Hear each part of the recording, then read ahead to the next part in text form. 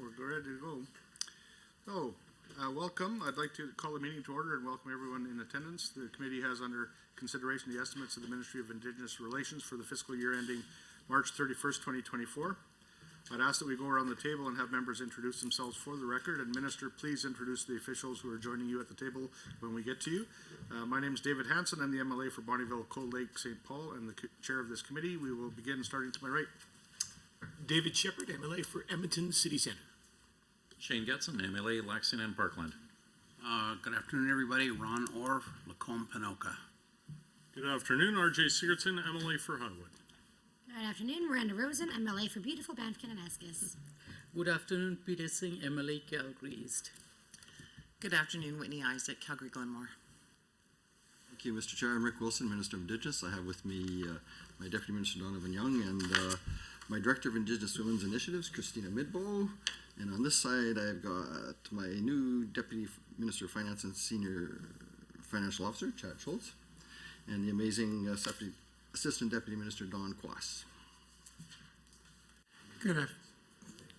Thanks. Good afternoon, everyone. I'm Richard Fian. I'm the MLA for Edmonton Rutherford. Good afternoon, everyone. Chris Nielsen, MLA for Edmonton Decor. Good afternoon, Warren Huffman, Committee Clerk. Now we'll go to the members participating remotely. When I call your name, please introduce yourself for the record. I see member right here. Good afternoon. Very good. I'd like to note the following substitutions for the record. Mr. Shepherd for Honorable Mr. Fian and Mr. Shepherd as Deputy Chair and Ms. Rosen for Mr. Turton. A few housekeeping items to address before we turn to business at hand. Please note that the microphones are operated by Hansard staff. Committee proceedings are live streamed on the internet and broadcast on Alberta Assembly TV. The audio and video stream and transcripts of meetings can be accessed via the Legislative Assembly website. Members participating remotely are encouraged to turn your camera on while speaking and mute your microphone when not speaking. Remote participants who wish to be placed on a speaker's list are asked to email or message the committee clerk, and members in the room should signal to the chair. Please set your cell phones and other devices to silent for the duration of the meeting. Honourable members, the standing order set out the process for consideration of the main estimates. A total of 3 hours has been scheduled for the consideration of the estimates for the Ministry of Indigenous Relations. Standing Order 59.01-6 establishes the speaking rotation and speaking times. In brief, the Minister or member of Executive Council acting on the Minister's behalf will have 10 minutes to address the committee. At the conclusion of the Minister's comments, a 60-minute speaking block for the official opposition begins, followed by a 20-minute speaking block for independent members, if any, and then a 20-minute speaking block for the government caucus. Individuals may only speak for up to 10 minutes at a time, but speaking times may be combined between the member and the minister. After this, speaking times will follow the same rotation of the official opposition, independent member, and the government caucus. The member and the minister may each speak once for a maximum of 5 minutes each, or these times may be combined, making it a 10-minute block. If members have any questions regarding speaking times or the rotation, please send an email message to the committee clerk about the process. With the concurrence of the committee, I will call a 5-minute break near the midpoint of the meeting. However, the 3-hour clock will continue to run. Does anyone have any objection to taking a break? Seeing none, we will announce that shortly. Ministry officials may be present and at the direction of the minister may address the committee. Ministry officials seated in the gallery, if called upon, have access to a microphone in the gallery area and are asked to please introduce themselves for the record prior to commenting. Pages are available to deliver notes or other materials between the gallery and the table. Attendees in the gallery may not approach the table. Space permitting, opposition caucus staff may sit at the table to assist their members. However, members have priority to sit at the table at all times. If debate is exhausted prior to 3 hours, the ministry's estimates are deemed to have been considered for the time allotted in the schedule and the committee will adjourn. Points of order will be dealt with as they arise and individual speaking times will be paused. However, the speaking block time and the overall 3-hour meeting clock will continue to run. Any written material provided in response to questions raised during the main estimate should be tabled by the minister in the assembly for the benefit of all members. The vote on the estimates and any amendments will occur in the Committee of Supply on March 16th, 2023. Amendments must be in writing and approved by Parliamentary Council prior to the meeting at which they are to be moved. The original amendment is to be deposited with the committee clerk with 20 hard copies. An electronic version of the signed original should be provided to the committee clerk for distribution to committee members. Finally, the committee should have the opportunity to hear both questions and answers without interruption during the estimate debate. Debate flows through the chair at all times, including instances when speaking time is shared between a member and the minister. I would now invite the Minister of Indigenous Relations to begin with your opening remarks. Tansei, sir, you have 10 minutes. Mananto. Thank you again, Mr. Chair and committee members, for calling this meeting. It's my sincere pleasure to speak with you about Indigenous relations today, our budget estimates for fiscal year 2023-24. First, I'd like to acknowledge, of course, we're on Treaty 6 territory today, and I also want to recognize the Métis people who have a deep connection with this land. I'd like to introduce to you other members of my team who are here with me today in the gallery. We've got Assistant Deputy Minister of Consultation, Lands and Policy, Thomas Juforce, my Chief of Staff, Hayden Place, Policy Advisor, Mea Eshte, Press Secretary, Callum Reed. Also in the gallery are Finance Director, Howard Wong, and our Communications Director, Iris Diaz. Mr. Chair, it really fills me with pride to speak about Indigenous Relations' new budget, which is seeing a 10% increase this year. That's $20 million more to support reconciliation efforts, economic stimulus programs, safety initiatives, and so much more. Although what might excite me most about this budget is our focus on Indigenous-led solutions. Throughout my time as minister, we've achieved incredible outcomes, and when we look to Indigenous leadership to guide us. In many ways, this budget says to Indigenous communities and leaders, show us the way, and we will support you. We will work together as partners under your guidance. This kind of partnership is essential for our journey towards reconciliation, and it's been a key focus for our ministry. Budget 2023 takes this community-led approach even farther on our mission to secure a healthy, safe, and prosperous future for more Indigenous people living in Alberta. Take, for example, the important work we do to pursue reconciliation.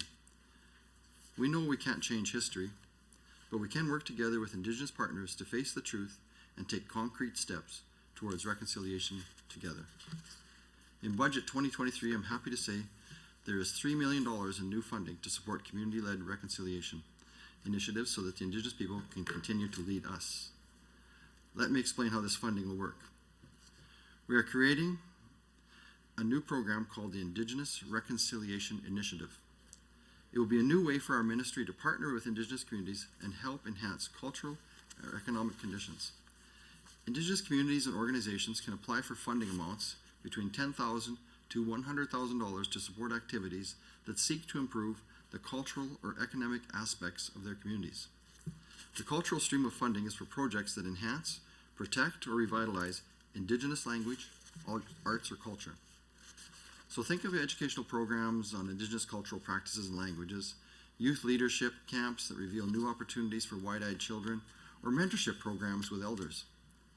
Meanwhile, the economic stream will fund projects that are going to help increase local economic capacity and develop opportunities for growth. These projects could include the creation of business plans, economic studies, opportunity assessments, or asset inventories.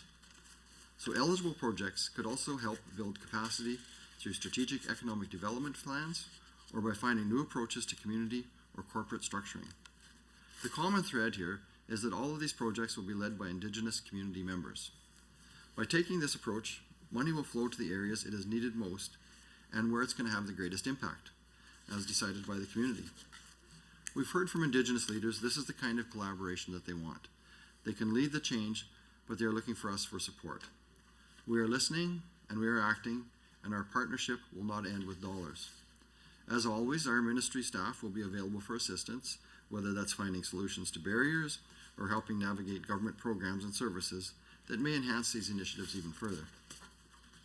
Another important focus of our Indigenous Relations new budget is our continued commitment to finding solutions to the ongoing crisis of missing and murdered Indigenous women, girls, and Two-Spirited Plus people. MMIWG2S Plus, I'll refer to it. Again, we are looking to Indigenous people to help lead us to the best solutions to these pressing issues. I'm very pleased that Budget 2023 includes $5 million in new funding to support Alberta's continued response to the ongoing MMIWG 2S+ crisis. This includes $1.5 million to support the Premier's Council on Missing Murdered Indigenous Women and Girls, and related initiatives like community engagement, research, and evaluation. It also includes $3.5 million to create a community support fund that will support activities that seek to reduce violence and to increase the safety and economic security of women, girls, and Two-Spirited Plus people. The Premier's Council has brought together diverse First Nations, Métis, and Inuit perspectives from urban and rural communities across the province to help shape long-term strategies. I expect many positive outcomes from this funding. I'll have more details about the Community Support Fund soon, but it's another part of our commitment to Indigenous-led solutions. Now, this approach is consistent with the guiding principles of the Alberta Roadmap on the Missing Murdered Indigenous Women and Girls. Of course, an Indigenous-led approach does not exclude non-Indigenous communities or organizations from taking that initiative. It simply means that Indigenous people must be involved in the development and delivery of these projects. So that is the key, and I'm eager to see the healing and supportive activities that come from this funding.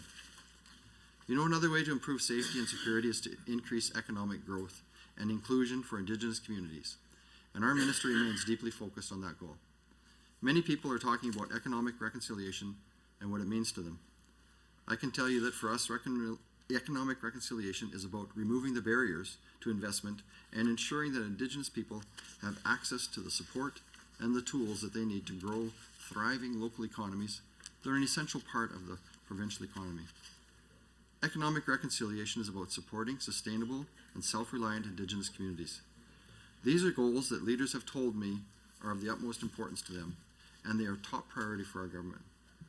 We've been working towards these goals through initiatives like, of course, the Alberta Indigenous Opportunities Corporation, AIOC, and since its launch in 2019, the AIOC has provided $410 million in loan guarantees to nearly 30 communities. And this is just the tip of the iceberg. In my opinion, because we've seen significant investment interest since we expanded the AIOC's mandate to include agriculture now, telecommunications, and transportation projects. Another great success story is the Aboriginal Business Investment Fund, or ABIF, which helps Indigenous community-owned businesses create jobs in their local areas. Since 2020, ABIF has supported 35 projects, and that's created 378 full-time positions, as well as 254 full-time construction jobs. Now, interest in the ABIF program has grown steadily, and so has the quality of the projects. We've consistently received more ABIF applications than we were able to fund with the $5 million budget we've been working with, and that's why I'm so pleased we're able to increase that funding by 50%. 50% this year and beyond, from $5 million to $7.5 million per year. That's $23 million that will be invested in community-owned Indigenous business initiatives over the next 3 years. And I'm pleased that the $2 million each year will be targeted to the Métis settlements to help community-owned business initiatives thrive. So I'm looking forward to seeing all that good that comes out of this year's ahead. I'm also pleased that despite the end of the long-term funding agreement with the Métis Settlements General Council, Budget 2013 includes more funding for Métis settlements, communities, and organizations. Indigenous Relations will provide $2 million to the 8 settlements to maintain enhanced policing services, and we're also providing $1 million for consultation capacity funding. That's in addition to the $2 million in ABIF funding I just mentioned that will be targeted to the settlements each year. That's $6 million going directly to the settlements. Budget 2023 also includes $1 million for the Métis Settlements General Council to support its operational costs, because we want that council to succeed.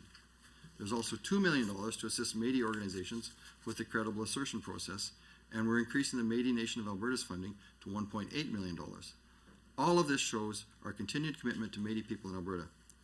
Indigenous Relations is dedicated to building prosperity and creating opportunities for Indigenous communities. Like the rest of Alberta's government, we're doing our part to secure a healthy, safe, and prosperous future for more Indigenous people living in the province. Budget 2023 represents an exciting step forward for this ministry, and we're building on past success and finding new ways forward under the steady guidance of Indigenous leadership. As the Minister of Indigenous Relations, I'm proud to say yes to more actions that fulfill the need of Indigenous communities, and I'm committed to working together in partnership with Indigenous people in pursuit of reconciliation and a better future for us all. Thank you for the time, and that's been my pleasure to discuss this in depth with you as we move along. Thank you, Minister. For the hour that follows, the members of the official opposition and the minister may speak. Honorable members, you will be able to see the timer for the speaking block both in the committee room and on Microsoft Teams. Members, would you like to combine your time with the minister and go back and forth? Is that the desire? I'd go with block time. Block time? Okay. Go ahead, sir.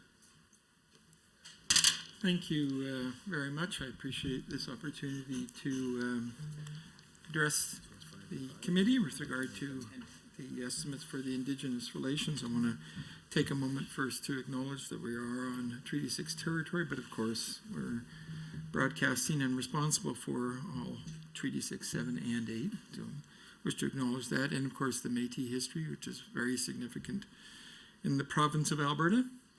I also want to take a moment, as it's my last chance to do so before I end my career as a politician, to thank all the members of the Ministry of Indigenous Relations who I've known for some 8 years. I think the work in Indigenous relations has often just reached a level of excellence, and I appreciate that. I appreciate all the staff who have, really committed themselves and been dedicated to trying to move this government along, whether it be under our party or this present party, to try to actually achieve, I think, some historic growth and change in terms of the relationship between the government of Alberta and the Indigenous people in this province. So while I have an official microphone, I'd like to say thank you for that.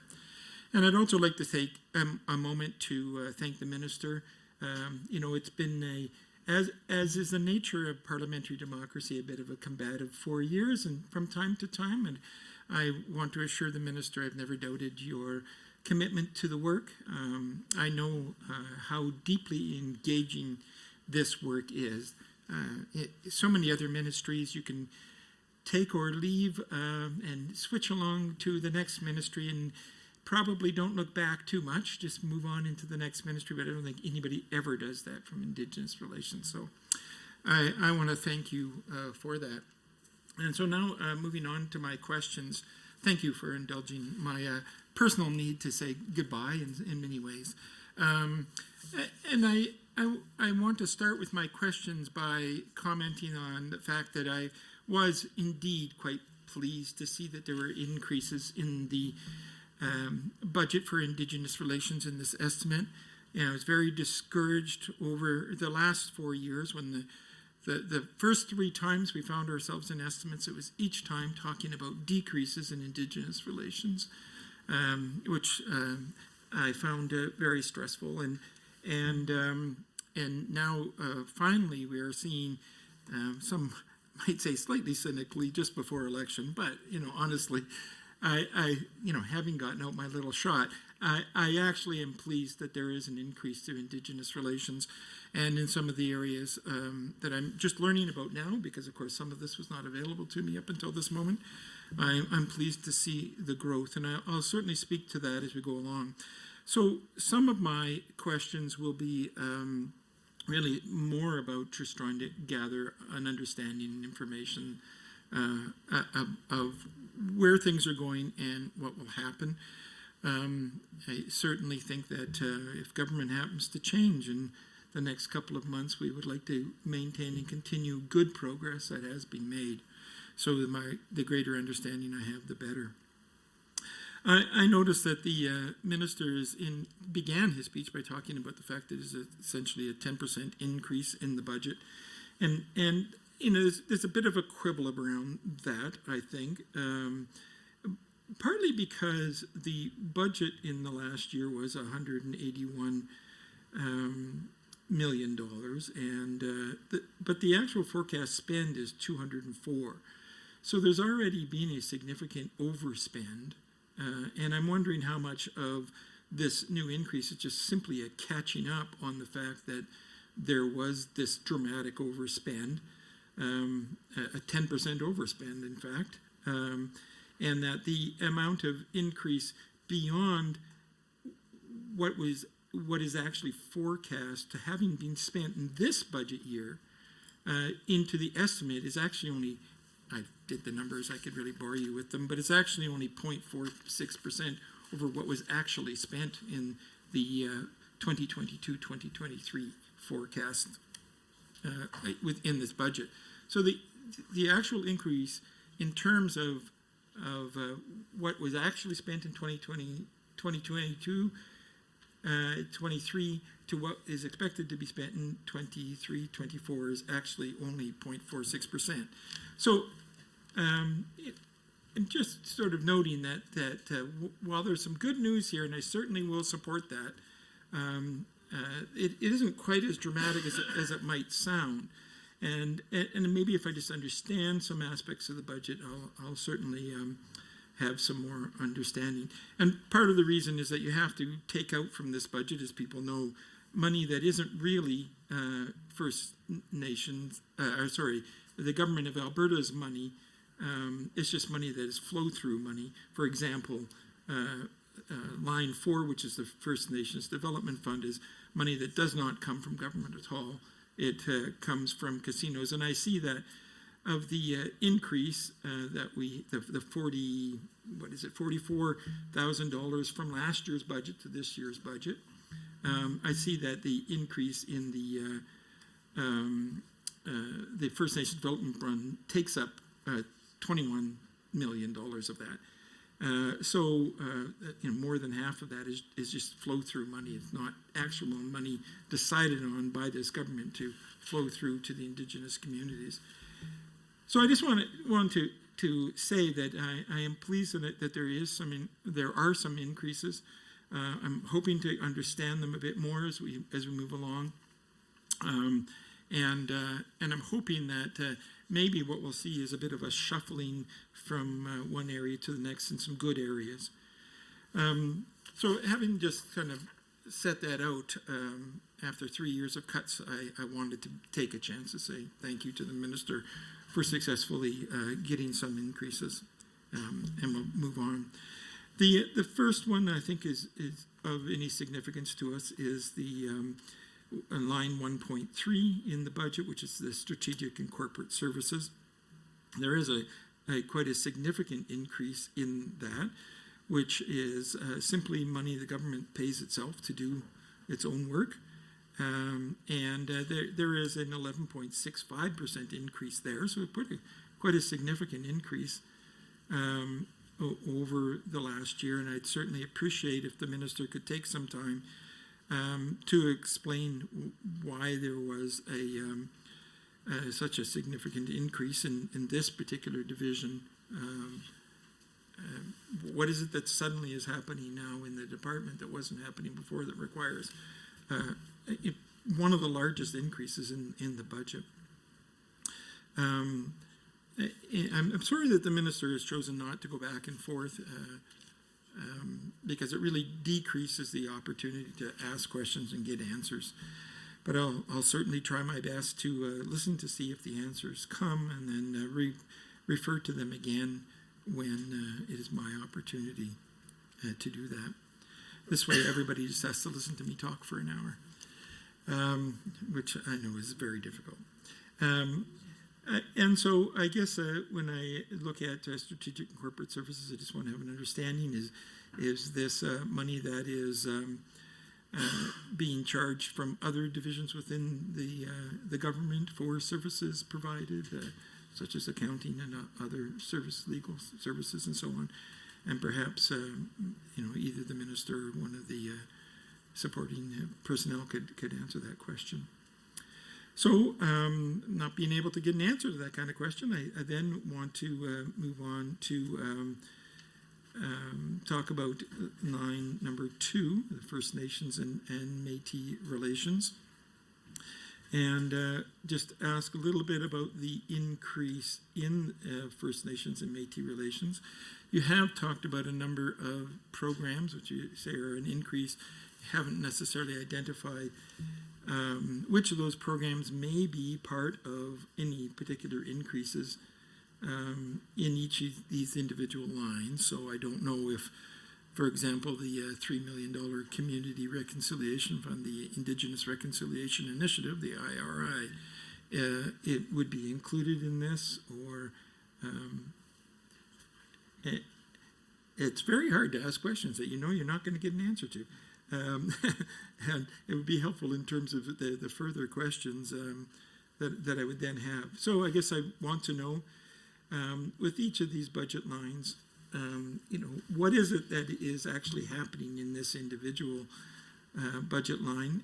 Is it one of these programs that have just been spoken to, or is it a shuffling of money? Thank you, Member Minister. You now have 10 minutes to respond. Thank you, and thank you for the nice comments off the start, Member Feehan, and thank you for your time. I got to say it's like I say, we've been a little bit head-butting back and forth a little bit, but it's always the hearts are always in the right place, and I appreciate you coming to some of our events that we've held over the years, and we'll miss you on the other side for sure, because we'll still be on our side. Thank you for the nice words to our staff, though. I know it was very heartfelt, and I appreciate that. On the strategic and corporate services line, I'm going to have to, we'll have to get back to you on that if you don't mind, because I'm not up to speed on that. So we'll get the staff. We're doing some research, but somewhere along the line we'll get to you on that one. What I want to really talk to you about is some of the increases, because I'm really happy with what we've done here. So actually, around the friendship centers, we've increased that from 1 million to 1.3 million. And actually, that actually worked a little bit with Member Janice Irwin there around the friendship center. She was telling me about some of the shortfalls some of the programs had. So, and it's always been an issue around getting extra funding to the urban centers. So we're happy to increase that from 1 million to 1.3. The M&A is a pretty big hike from 1.2 to 1.8. Which set line we're Most of it is in there. Most, if you go into number 2, First Nations and Métis Relations, it's mostly in there. okay? Thank you. Sorry. All that interruption, but please, Sorry, the Minister my has apologies. 10 It's just really hard to. Yeah. Okay, around reconciliation, from 1 million to 3 million. Missing murder, Indigenous women and girls, 1 million to 5 million. And around our urban initiatives, 500,000 to 1 million. And the Métis settlements, 5 million to 6 million. So that's where some of the big increases come. We're doing a lot of work around reconciliation. It's a lot of people, you hear the term reconciliation. What's it really mean? And so a lot of my ministry work is, keeping those relationships open. So whenever I'm going to do something, I usually get a call from past Grand Chief Willie Littlechild, and he says, Minister, reconciliation is nice. What's your action? What's your action? So we always try to take action on things. So you were with us when we opened up the reconciliation garden there, and we planted a tree. Symbolic, but it was very meaningful to the Indigenous communities to have a spot on the ledge grounds. It's a reconciliation garden. So we're going to be putting a big push around that this year. It's going to be a monument as you come in, as well as a medicine wheel. So very meaningful to the Indigenous people. And I had a group of elders that again steered us as to how we should move forward with the whole garden. And the medicine wheel, of course, will have sage and sweetgrass, tobacco, willow. I've actually had a tobacco patch here. You may not know it. I keep it kind of hidden for the last 4 years. And I have an Indigenous lady that comes and harvests it for me, and we make our own tobacco. So it's very meaningful to the elders when we give it from the heart, actual tobacco that's been grown on the legislature grounds. And there's going to be a huge monument. We went to RFPs to decide how we want to move forward on doing this monument, and I really wanted a Steinhauer, those granite carvings you see at the university and Grant McEwen and around, even at, I believe, yeah. So he wasn't putting in an RFP, and I thought, I'm just going to give him a call.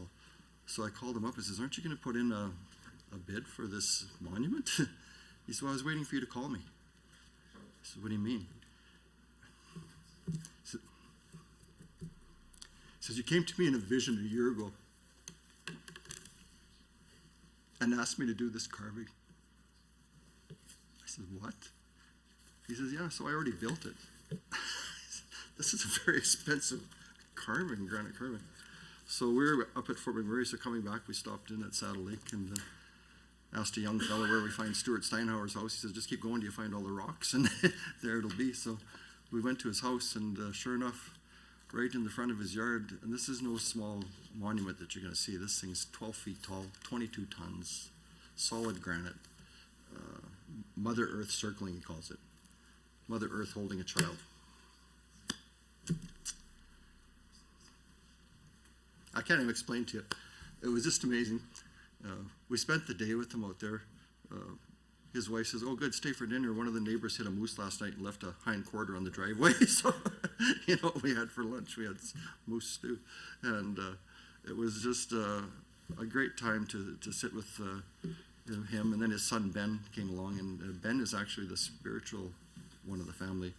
And he was the one that came up with the different petroglyphs that should be on the carving. So you're going to see a lot of meaningful stuff around there for everything from bear's claws to eagles to the Métis symbol is on it. And so we went back, and he'd put his bid in, and then the elders, the group that we had deciding who's going to get it, they picked his monument, thank goodness, because he'd already built it. And so that's going to be the lead off when you come into this reconciliation garden. You'll go and start your journey of reconciliation. You'll see the monument and the meaning of it. Then there's a pathway with children's footprints on the pathway leading up to the medicine wheel. We basically wanted to make a place where Indigenous people can call their own and start their journey of healing. As you know, there's a lot of pain out there, and there's a lot of issues that go with that, everything from addictions to mental health to abuse. And I've just seen it grow so much over the last few years that I really wanted to make a difference. And I think this is going to be a great step forward for all of us. And I, of course, invite you to come back on the day that we open the garden. And it'll take us a while this spring. They're going to be working on it. We have to bring in dirt and everything to create a nice spot where the plants will grow. But it'll be what have you got there for me? Oh, so Donovan's done a little bit of research while we're sitting here, and he's going to answer some of those corporate questions that were asked. So I'll let him jump in on that. Yes, thank you, Ministers. Member Fionn, you were asking about 1.3, the change in the strategic and corporate services. It's a $500,000 increase.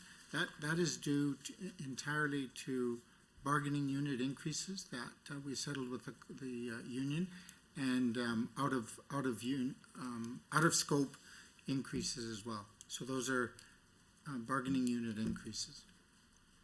Thanks, Stephen. Appreciate that.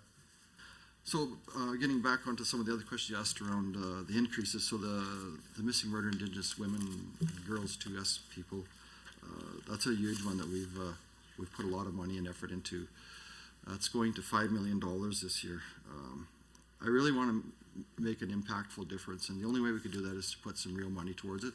So I'm really pleased that Christine and her crew have been working hard on this, and I took it to budget, and we had a great discussion of budget, and of course it was passed through there. So we do have that money to start these projects, and we just have to figure out where it's all going to go to. But we do have a roadmap. We put together what we call a Premier's Council, and we've already met with the Premier, a group of individuals. We've got some Indigenous women on there, Métis, First Nations, Two-Spirited people. So we did a nice cross-section there, and they're working hard on our 113 pathways to justice, we call it. And they'll be bringing forward ideas on how we can move forward and where we can make a real difference. Like this is probably the one that's most difficult for me. We usually start the meetings crying for about a half an hour. And Christina's been leading us on that path of reconciliation there, and you'll see that we're still in the building down on the main floor. You'll still see our red dress on display there. Typically, something like that stays on display for a couple of months. The speakers had it on display the full time, and it's become like a permanent fixture of the building here. And a couple times a year, we'll come up and we'll do a ceremony. We'll add something to it. Last year we added some baby moccasins. Tough days. Unfortunately, all of the people that participate on that have lost somebody. So it's quite a journey that we've been on there, and Whitney helped us out on that as well. We've had a lot of different MLAs along the line. Martin stayed with us the whole time, and it's just been a journey of growing and walking the walk with the people that have lost somebody, and I thank Christina for guiding us on that walk. It's been an amazing journey, and I think we're actually in a position where we're going to make a difference in the next coming years with the funding that we've got available to do projects. I like to say I'm not driving the bus. I'm just putting the tires on it. Thank you very much, Minister, and thank you for mentioning Mr. Steinhauer. He's one of my constituents. Very proud to have him there. We have a very vibrant arts community there, and I actually have a picture of that monument on the phone I can show folks after the meeting. Mr. Fian, if you're back online, we can give you a 10-minute block. Thank you very much. I appreciate your stories and general commentary.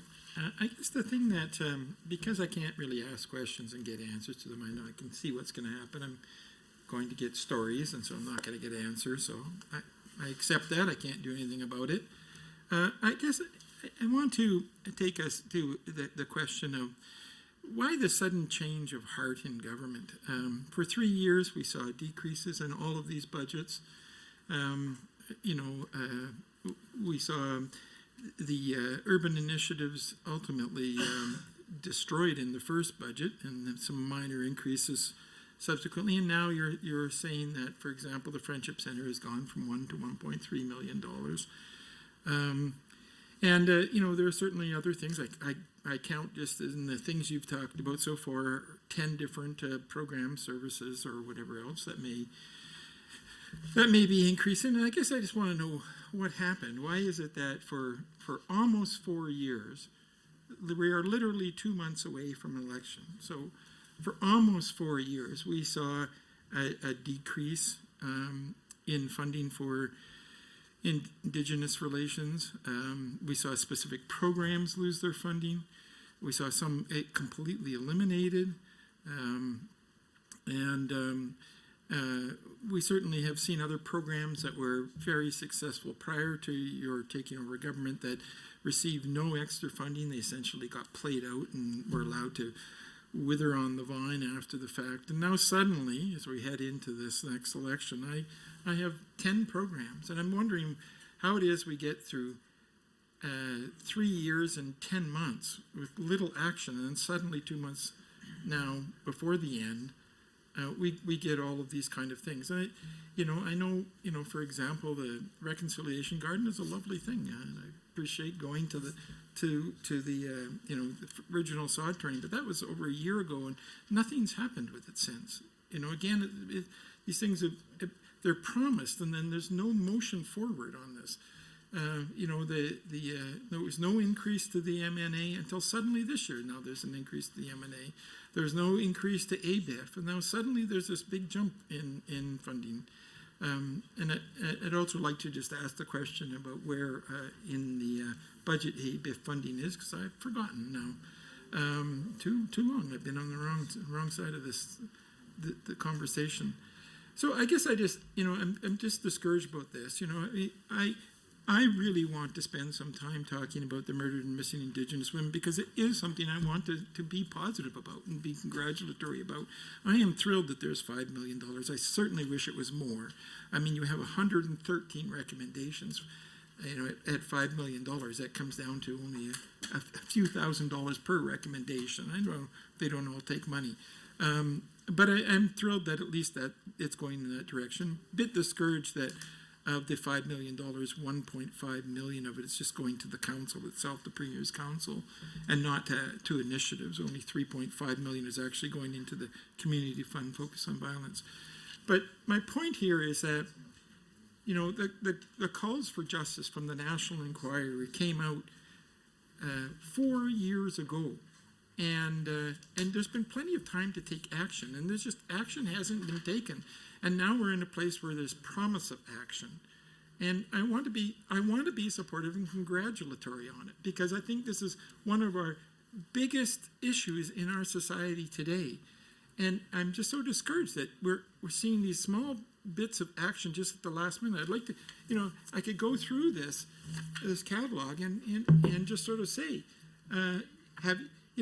Number 22, and as you can see, I've just opened it anywhere. Partner with Indigenous women and organizations to develop and implement an evaluation framework to inform enhancements of track and reporting on the progress of all government actions to support MMI WG2S plus survivors and families. Has anything happened on that? Or is that a promise? And I literally could go through, my temptation is to bore you to death and to go through 113 recommendations and say, has anything actually happened on that? And the answer to the vast majority of them, I mean, well over 90% is no. There's no action that's actually been taken on these things. The promise is there. And so I am so caught because I can't ask back and forth. I can't even, I have to give you some general questions, and I'm sure that was the intent, and express my concern that, we're seeing action now that could easily have taken place over 4 years, and it's taking place at 3 years and 10 months. And it's just discouraging. So congratulations on finally, after 4 years and 10 months, getting to the place that you are now. So I guess I just go on with my questions, and you can answer them as much as you want. Thank you for the answer on the strategic and corporate services. Then, of course, I move on to the next one, which is the First Nations and Métis relations. I'd like to know specifically which of these program initiatives are in that particular section of the budget. Can you tell me how much of the money in that increase? I see it's a little over $2 million increase, almost $3 million increase. How much of that is going to staff as opposed to going to initiatives? Can you tell me, I'd like to know in each one of these divisions of First Nation Métis Relations, Indigenous Women's Initiatives, and the other sections there, because some are different. Are there changes in the FTEs in the department? Is there an increase in the number of people who are working on these initiatives? I can see that there is a significant amount of increase in Indigenous Women's Initiatives, which is the one I'm celebrating here with you the most. But I'd really like to know how much is put into resources for Christina and her team to actually be able to follow through with these, what I think are excellent pathways to justice. In some ways, a repeat of the national calls for justice. And I'd just like to know, are there actual things put in place to move these things forward? Are the people in place to do that? Are the programs in place to actually implement these kind of things? Because I'm worried it's going to be like the reconciliation garden, which, we were at the sod turning a year ago, and I go out there today, and that tree is still there. That's the only thing that's there, though. And so it just makes me nervous that, while I'm trying to be supportive and congratulatory, because these are all things that I would certainly like to see us doing, it's been really inconsistent with the history of this department over the last 4 years. So perhaps you can go through the First Nations and Métis relations, and I will ask similar questions on all of them, and tell me which of these programs are in there, how much of that affects FTEs in that program, when do you anticipate some of these programs will actually result in people being able to receive funding? Will indeed people be able to get a check from the Economic Reconciliation Program, for example? When will people be able to get money from ABIF? When will the M&A receive their increase in funding? When will the Friendship Centers receive their increase in funding? Those kind of things would be really important to me at this time.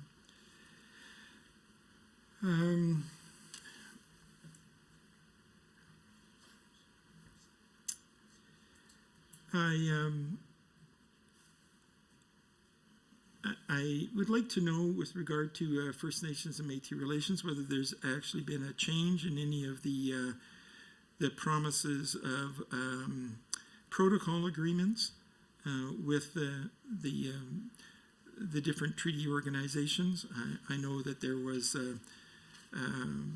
sort of a failure of the Treaty 6 protocol agreement one time, and I'm wondering if you can tell me if that's back on track. Do we actually have a protocol agreement with Treaty 8? I do understand we have one with the Blackfoot, and we do have one with the G4 as well. So I know that you had last year, I went back and looked at my notes, you had said that you had hoped to get a new one this year, and I just want to know, indeed, did you get a new protocol agreement or not?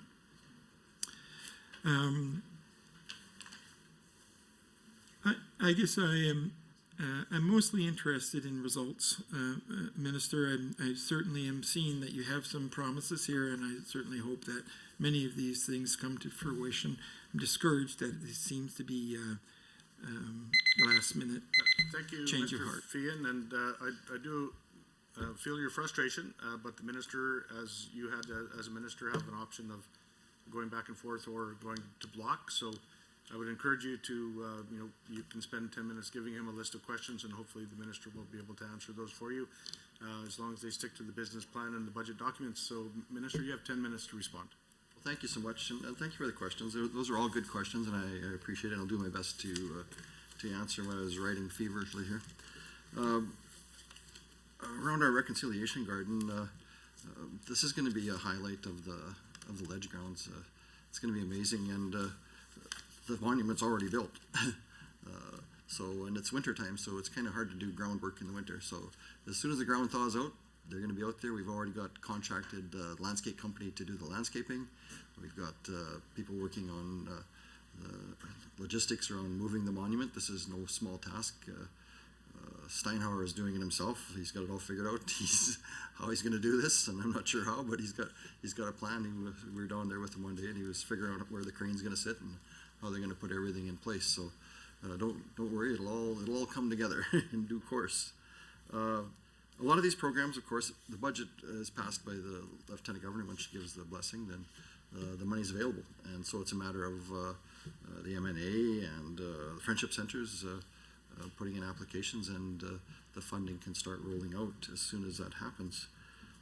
Around staffing, there's only been one FTE that's come in, and that's in Christina's department to help her out there. All right? Yeah. Chad's position. Okay, Chad. Okay, so other than that, it's been frozen. So all the money, just one, all the money is going into programs.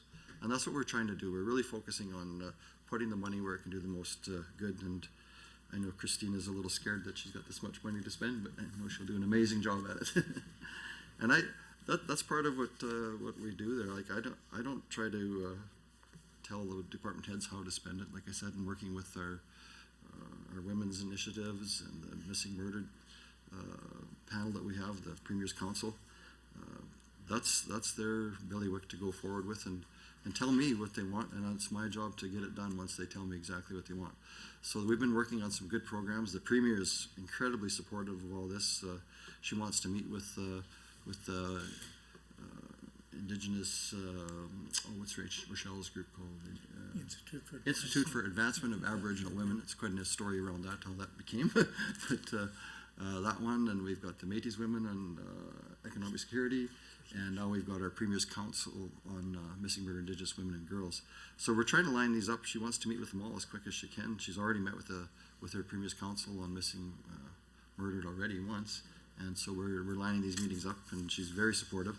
And that's one of the reasons why a lot of this funding is coming forward, is because the Premier is very supportive.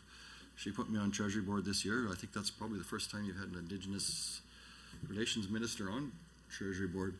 So I was able to have direct input to Treasury Board, and it's not just this ministry as well. You'll see coming forward from other ministries, from housing. There's Indigenous housing coming up through culture around our tourism initiative. Like there's employment benefit program, advanced education. That was one of the things we took on over the last couple of years was under Premier Kenney. He said he wanted all ministries to work with our department on reconciliation, which was really good, but it made us really busy. But the team pulled it off, and I was really proud of what they'd done. So it's not just reconciliation around what you're seeing in Indigenous relations. you're gonna see reconciliation projects and just the whole reconciliation theme throughout our entire government. And I'm really proud of all of the ministers and members that have put so much time and dedication into doing this. We've got our economic corridor that's huge, like for Treaty 8, when you're talking Treaty 8 initiatives. This is a huge initiative that's going forward that's going to benefit all Albertans and all First Nations. Member Getson has done yeoman's work on this and helping us put that together, and I'm so proud of the work that we're doing around that to help move Alberta's products and help the Indigenous communities be true partners in prosperity. Like, we're walking the walk here. Like, this is some amazing work that's being done. I'm so proud of everything that's going on around that. You know, you talk about what did we do right off the start? The AIOC, I have to talk about this all the time. The Alberta Indigenous Opportunities Corporation. This is phenomenal. It's never been done before anywhere. I even get federal ministers coming to me and saying, how'd you guys do this? I've been to other provinces and talked to other ministries, and they're just looking at their staff. How are they doing this? Where did this come from? This is making a difference in people's lives. Some of the projects that we put together, I think over $400 million worth of backstopping so far. This has changed people's lives. When I look at the big project we did with Enbridge, Project Rocket up there, little Métis community that had nothing before. One of the reasons COVID went so rampant in some of these Indigenous communities, they had 4 families living in one house and not affordable to build more houses or other houses. And we've been able to put together, I think how many, 23 Indigenous communities were brought together in that. First Nations, Métis communities, Métis Nation, Métis settlements. We had put everybody together on this, and they're all working together wonderfully. It was a $1.12 billion project. The government backstopped that through AIC, $250 million. I know the one little Métis community up there, they literally had nothing. They now have bought land. They've bought a bison herd. They've got so much pride in what they're doing. So no money down, no risk. They're making $1 million a year for the next 30 years. I'd call that a win. And that's what we did right out of the chute. I mean, right out of the chute, that was going. So, yeah, we're lucky this year. We've got some increase in budgets, but we've been working at it right from the start. Like, this is life-changing initiatives that we've been working on, and everyone has been backing us up on this. That was just one project. We did the Frog Lake, the cogen with a SAGD project up there where they put the steam into the ground to take the heavy oil out, and by capturing the heat that's being wasted, they've been able to create electricity. We backstopped them, I think, $27 million on that one. Of course, our Cascade Power project out by Edson there, we backstopped, it was a $1.5 billion project. That's still going. It was a 2-year project to build this thing. I don't know if you've ever get a chance to take a drive out there and take a look, but it's pretty impressive what's going on out there. Using good, clean Alberta natural gas, the best carbon capture technology there is in the world. Nobody does it better than Alberta. And this has provided, I think, somewhere around 1,200 jobs just constructing this thing. We've got training programs for Indigenous kids out there, young girl becoming electricians. We've got people that are running big equipment, learning how to operate the plant when it gets going. And this is going to help bring the cost of electricity down for all Albertans once we get this online. Like, this is no small project. And then the Project Rocket with the Enbridge group, everybody joining partnership on the pipeline. How many communities were involved in that one? 23 on that one? Yeah, that was amazing. I think it was the biggest energy project in North America, I think in the world, Indigenous communities ever participated in. It was huge. And I'm proud to say that there's a lot more coming. Like, buckle up, because it's really starting to heat up. We've opened an office in Edmonton now for the AOC on First Nation lands out at Enoch there. We've got a full First Nation CEO that's taken over the reins and doing an amazing job. So there's a lot of projects in the chute. You're going to see a lot of stuff coming out this year where so many communities are going to be involved. I can't tease you a little bit here, but there's a lot of good stuff coming out of that one. So I'm probably really happy about that. It's probably one of the biggest things that Indigenous Relations has ever done, and I get asked to speak across the country on that project. It's never been done before, and now we've got Saskatchewan's trying to copy us, BC's wanting to copy us. Even the federal government is wanting to copy Alberta. I actually had the minister in my office, federal minister Mark Miller, about 2 weeks ago, and he was trying to give me the gears about our energy, and I says, instead of giving me the gears, you should be out there touting all the good stuff Alberta's doing. You want to talk carbon capture? Down in Member Orr's area, there's a project down there. It's called Origins. If you can believe this, they're capturing the carbon up at Fort Saskatchewan. They pressurize it, and when you put CO2 under pressure, it's like propane. It turns into liquid. They run it in a pipeline down to the Joffrey plant. They've got 7 wells that have been dry that they're now dropping the CO2 down, and when it gets down there into the formation. Thank you, Minister. Now the official opposition will have a 10-minute block. Carry on, Mr. Fian. Thank you. So I guess I will just ask a number of questions, hopefully maybe get some kind of an answer from them. In the last year, have you indeed signed any new protocol agreements as you indicated you were going to try to do at our last estimates? I don't see any evidence of that in your plan. So I want to know why that you have failed to do that. Can you tell me if you currently have any councils of elders working in any of the programs that you currently have?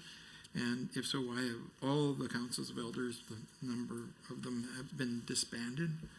Can you tell me if this division is working on any anti-racism initiatives or educational initiatives? And I'm particularly interested in the program for the education of the civil service. I know that in previous estimates, you've indicated that while you were basically continuing the program as it was set up by the previous government, you were not putting any new monies in, and you were not making it compulsory for civil servants to take the program. So I'm wondering if that program exists now. Has the number of people receiving the training gone up or down? Do you have any intention of going to what was originally designed as phase 2 of the program to train civil servants? Are there any other anti-racism initiatives that you are particularly involved in? And I'm interested in all of these things in that, do they actually exist now? I know that you have lots of plans after 3 years and 10 months of doing some things in the future. I want to know that these things actually occur right now. Can you tell me whether or not there are cross-government initiatives that are supported by your staff in your ministry that have required any particular increase in costs, and how that might be reflected in the budget in terms of working with other programs? I'm interested in the urban Indigenous programming. As you know, that for 3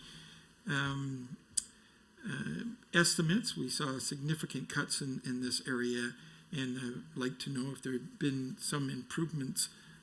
I see that there's some promised ones, but in fact, have there indeed been any increases in the urban Indigenous programming of the many programs that you cut along the way?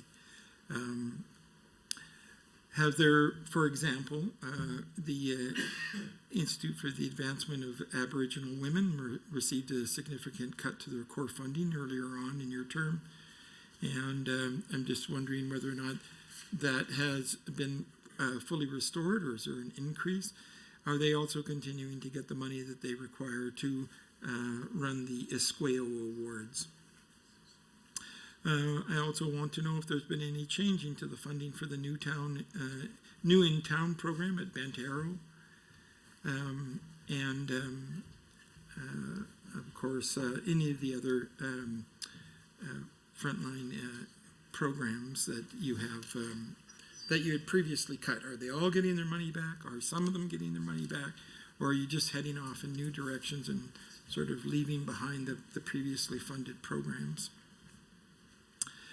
About 2 years ago now, the government somewhat unceremoniously booted the Nietzsche Institute out of the building that they occupied for decades without any consultation with the program. We did send a letter, and thank you for your response to that request.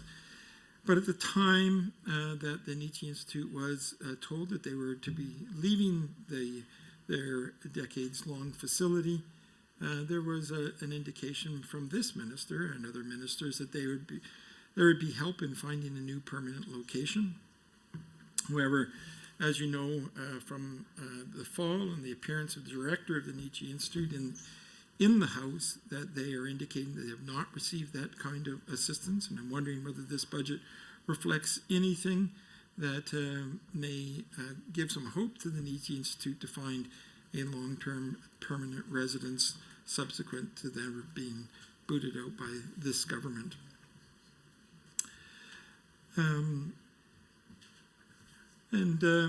Moving on to Métis Relations Division, that in March of 2020, at our last estimates, the minister acknowledged to this committee that he was aware that the long-term agreement for the Métis Settlement General Council had only a few years, 3 years I think at that time, so 2 years left before the expiry. Perhaps you can correct me on the date of the final expiry of the long-term agreement. And can you tell me about some changes that we might anticipate in that agreement? And I see from your comments earlier that you've indicated that there is $1 million going to the Métis Settlement General Council, and is that just for the running of the Métis Settlement General Council, or is there actually going to be some increased funding into the long-term agreement that would actually help them to do things in their community? I see that you have indicated that you're providing $1 million for consultation and $2 million for policing. Can you tell me how much of an increase or decrease that is for consultation? How much was it that the Métis settlements had for consultation prior to this $1 million, and how much of a change is that now? And the policing, is this money that will be made available to them to establish their own policing, or is this money that will be made available for them to hire the RCMP to continue their policing? I'm interested in whether or not this department is designing any particular structure moving forward to deal with the fact that the Métis Nation of Alberta has now established their own constitution and has signed a agreement with the federal government. Will you be acknowledging that constitution? Will you be dealing with the Métis Nation moving forward as an independent government, and in much the same way we do with First Nations? And if so, is there money put in this budget to do that? And where might I find changes in terms of the relationship with the Métis Nation moving forward?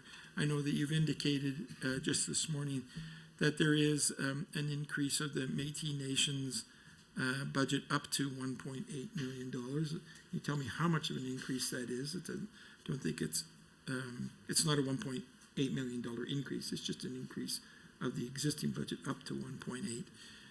So I want to know how that will play out. Is this government preparing to treat them differently moving forward, given the signing with the federal government? And how is that reflected in terms of the budget here, staffing, and other programs that might move forward in the next little while?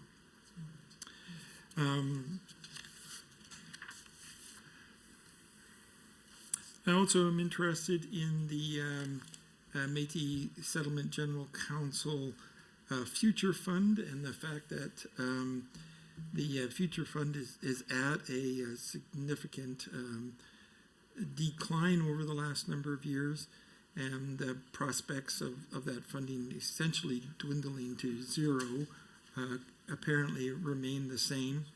Wondering if you can tell me if you are putting any money into the Future Fund with the Métis Nations, or if there's anything else that will help to increase that fund, or are we essentially looking at that fund coming to its conclusion over the next couple of years? And tell me, is the government taking any particular responsibility, or leaving it up to the Métis Settlement General Council to deal with the Future Fund in future? And I guess with regard to the Métis settlement group as well, 2 years ago the government made some overarching changes to the Métis settlement governance, and it was widely condemned by the Métis leaders, and I'm wondering if there's any changes there, if this budget reflects any attempt to move back to rectify or change the assaults that were committed against the MSGC last year. Thank you. Member Minister, you have just over about 9 minutes to go. All right, I'll do my best. There was a lot of questions in there. So around the protocol agreements, we did do a protocol agreement with Treaty 6. It was a very meaningful ceremony. We signed that with several ministries there as well. So as you know, with the protocol agreements, we have various tables that lays out how we'll work with, say, transportation, health. The big one, of course, right now is children's services. And so each of those ministries signs off on their table, as well as the general signing for the protocol agreement. And they're moving along with a lot of different initiatives.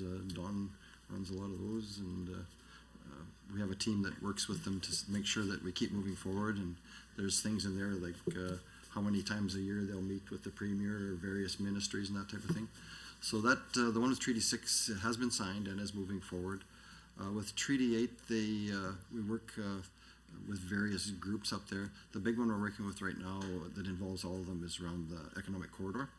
And we've got an amazing working group going on that, and you'll be excited as it moves forward to see how the groups are going to benefit from this huge initiative that's going on up there right now.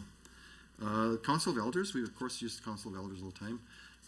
I use them quite a bit extensively around our reconciliation garden as to how we'd move forward. Had another one set up as to who's going to pick the monument and that type of thing. So of course we always listen to the elders, and that's how we get our advice to move forward on a lot of projects. The IAAW actually never had a cut. Never had a cut. Nope. And we've actually moved it from 115K to 165. So they've got an increase.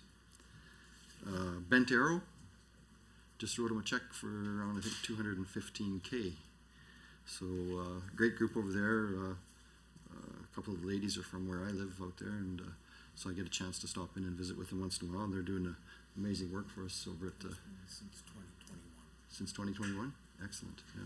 So a lot of work going on with Bent Arrow. They do a lot of great stuff for us, so we make sure that they have funding to carry that on. The MSGC long-term agreement, that actually expires March 31st of this year.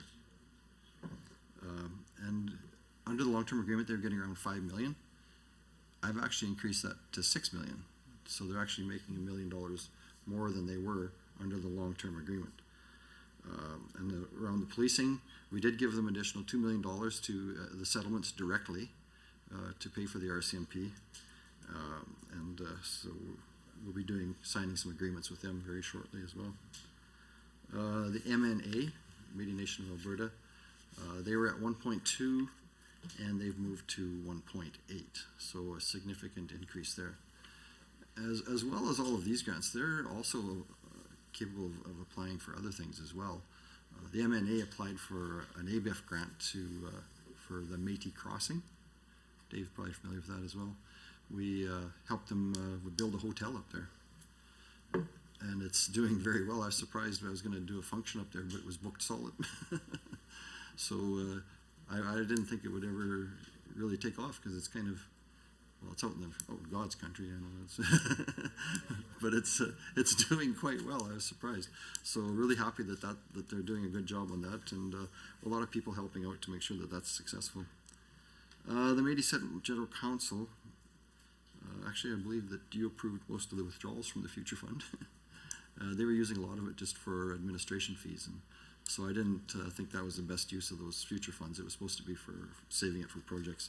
So they are in control of it as to how they want to spend it. They just have to agree on it. So I don't get involved in their internal workings on that.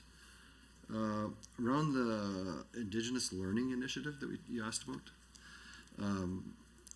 that's to do with the civil servants training. We'd still do that, of course. So renewing and improving relationships between government and Indigenous people, we feel that's essential. The Indigenous Learning Initiative offers two programs, the Indigenous Introductory Training and the Indigenous Cultural Protocol Training. The programs provide an overview on Indigenous histories, residential schools, treaties, contemporary issues, and the courses help the Alberta Public Service and the agency boards and commissions staff better understand the unique strengths and the challenges by Indigenous people in Canada. Since 2018, 15,896 Alberta Public Service Agency and Board Commission employees have completed these courses. That's significant. The Indigenous Learning Initiative is core training and considered essential for employees working with Indigenous peoples, and some ministries have made the Indigenous Introductory Training course mandatory for employees. The evaluations of the Indigenous Learning Initiative consistently receive positive feedback. And so there is an increasing demand to learn more about the residential schools and the diverse histories and cultures of Indigenous peoples who enrich our vibrant province. And this demand is the key driver to expanding the Indigenous Learning Initiative to help build those positive relations and cultural competencies across the public service. The two programs that are offered, so the Indigenous Introductory Training, that was developed in response to the Truth and Reconciliation Commission's report and call to action number 57. It provides Alberta public servants and agency board and commission employees with an overview of Indigenous history, treaties, residential schools, and contemporary realities that are experienced by the Indigenous communities today. So that training addresses myths, misconceptions, stereotypes, and that serves to change behaviors and create a desire for further learning and a respectful dialogue. The course is 6.5 hours long, and it's delivered by Alberta Public Servant Facilitators, and that is supported by Indigenous elders as well. Our Indigenous Cultural Protocol Training, that's the other one. Now that's a half-day session, and that expands Alberta Public Servants and ABC employees' understanding of diverse Indigenous cultures and protocols, the role of elders and how to work with and engage in a culturally appropriate way with First Nations and Métis groups in Alberta. So there's an increasing demand and a request for the ICP sessions are generally by employees and specific divisions directly engaging with Indigenous communities. So these two programs and sessions are offered in person in Edmonton and virtually across the province for great accessibility, so everyone has access to do these. So the Ministries of Indigenous Relations, and we have Children's Services and Education, as well as Yellowhead Family Services, and the Innotech Alberta and Alberta Innovates have made it mandatory for their staff. The Ministries of Forestry, Parks, Tourism, Environment and Protected Areas, Culture, and Infrastructure support all employees to attend both training programs. In 2021, Indigenous Relations became the lead ministry of the IL. Previously, it was the Public Service Commission. So we take it very seriously, and we have all employees are taking that. There's also another free program through the University of Alberta that you can take online. I think most of my staff in the office have taken that, if I'm not mistaken. It's a really good course, and it's free. That's the best part. You can just go under University of Alberta and look it up and take that one. I haven't quite completed it myself, but I'm in the middle of it. So it's my spare time project working on that to get through that. So there's a lot of that are going on throughout our department to make sure that they're all taken care of. You asked me about one other one. MSGC, Bentero, Nietzsche. The Palmmakers Lodge there, we've expanded the beds there like twice as many as it was before. Our government decided early on that we were going to make addictions and mental health a big part of our mandate, and we were going to go to 4,000 treatment beds additional than what existed when we started. Well, we're past the 8,000 mark now, if you can imagine. Unbelievable. So we needed the bed space. Sorry to interrupt, Minister, but I'm going to take this opportunity to give a shameless plug for the Métis Crossing because it is a beautiful location for a wedding or a family reunion. They have hotel facilities, catering, and a campground with full power, and it's huge, and it's right on the beautiful North Saskatchewan River. That's your commercial break for the day. We'll now move on to 20 minutes for the government caucus. No pom-poms. It's coming. It's coming. Member Isaac. Thank you. We're going to do block time again, Minister? Block I can go back and forth with the members if they like. Is our members? Yeah. That's Well, your Minister, prerogative, sir. you know, just having a look at estimates here, you know, I'm seeing increase of $500,000, First Nations Métis relations up $3 million, Indigenous Women's Initiatives up $5.2 million, First Nations Development Fund up $21 million, Program Support and Land Claims $700,000, Strategic Engagement and Policy Innovations up $6 million, and the list goes on. That shows me and many others, I think, the commitment that this government has to Indigenous people in Alberta, and I commend you on that. I want to talk a little bit about the health and safety of Indigenous women and girls and 2S LGBTQIA.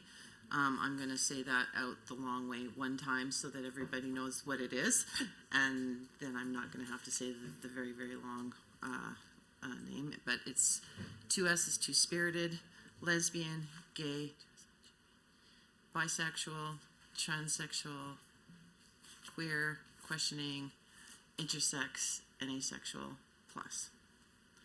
So, 2S LGBTQIA, and I'm going to ask you a couple of questions about that as well as we go through. You know, we know that the health and safety for Indigenous women and girls is a complex issue. We know that it has had tragic consequences for so many women, and certainly working with the Joint Working Group on Missing and Murdered Indigenous Women and Girls, it's heartbreaking and it's hard to look at, but we need to look at it and we need to understand what we need to be able to do. And so on this very important issue, I just would like you to generally discuss the multitude of factors that are involved here and what the priorities of your ministry are with regards to this issue going forward for the upcoming year. Certainly we've worked on this now for 3+ years, and beyond that I'd like to know how your ministry is working with other ministries and partners to address this ongoing crisis, because we discovered that in the Joint Working Group, that much of this is across ministry. The National Inquiry also spoke about the cross-ministry piece and a cross-government piece that this requires, not only dealing with root causes, but also dealing with the actualities of tragic consequences happening today. So maybe you can talk about upcoming year and also the cross-ministry work. Thanks for that great question, and hardest thing I have to speak about, so I just have to give me a minute to collect my thoughts. Sorry. I shouldn't talk about this, but I will. My daughter and her wife is Indigenous, and so they call themselves two-spirited. They don't use all the other acronyms. They go by two-spirited. So that's why it's so near to my heart. You're going to meet my little grandson next week. I'm bringing him to the ledge. Yeah.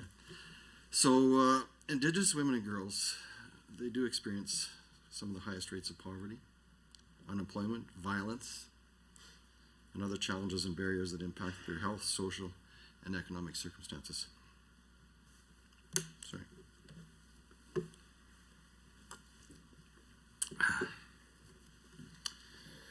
So Indigenous Relations does not deliver the programs or service directly to Indigenous people in Alberta. We work, like you said, with other across government to guide ministries and to improve or enhance policies, programs, and services to Indigenous women and girls and 2S plus people.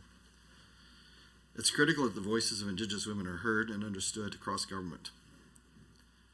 And that's why we created the Premier's Council on Missing Murdered Indigenous Women and Girls, and why we continue to support the First Nations and Métis Women's Councils on economic security.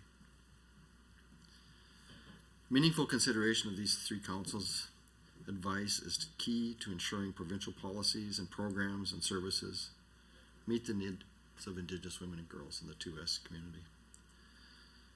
As a lead in coordinating the Government of Alberta's response to the National Inquiry into Missing Murdered Indigenous Women and Girls, my ministry has done extensive work examining the complexity of the issue and working with Indigenous women and the 2S people to identify their needs, gaps in service, and potential solutions to address those issues.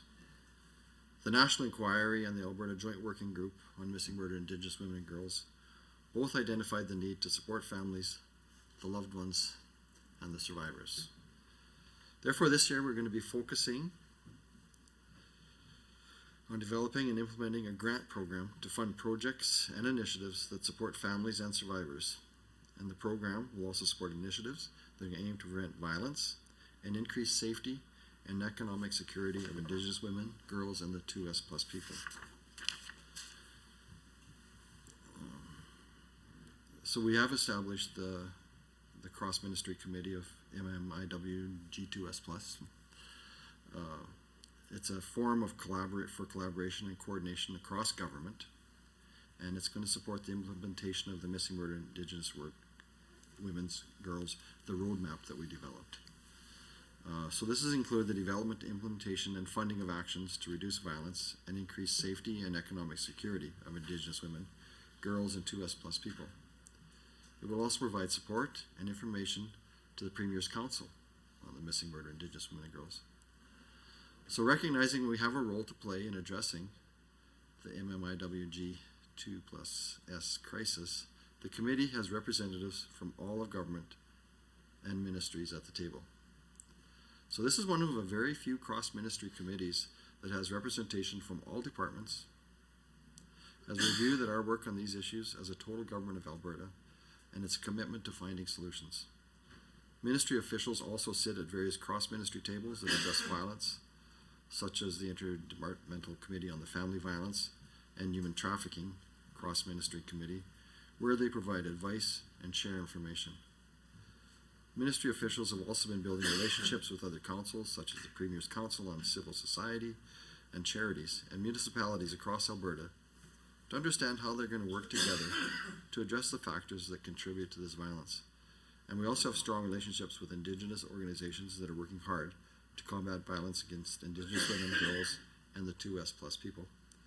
So my ministry has partnered with Alberta Culture to support community-based initiatives, and that includes engaging men and boys in addressing and ending this violence. Thank you, Minister. I appreciate you describing the cross-ministry committee. I think that's incredibly important information. Coming out of the MMIWG roadmap, one of the most important pieces was that further work be Indigenous-led, which is why the Premier's Council, I believe, was put in place in the first place. But I'm happy to hear how the cross-ministry committee and the Premier's Council have a feedback loop amongst themselves to be able to lead and respond, etc.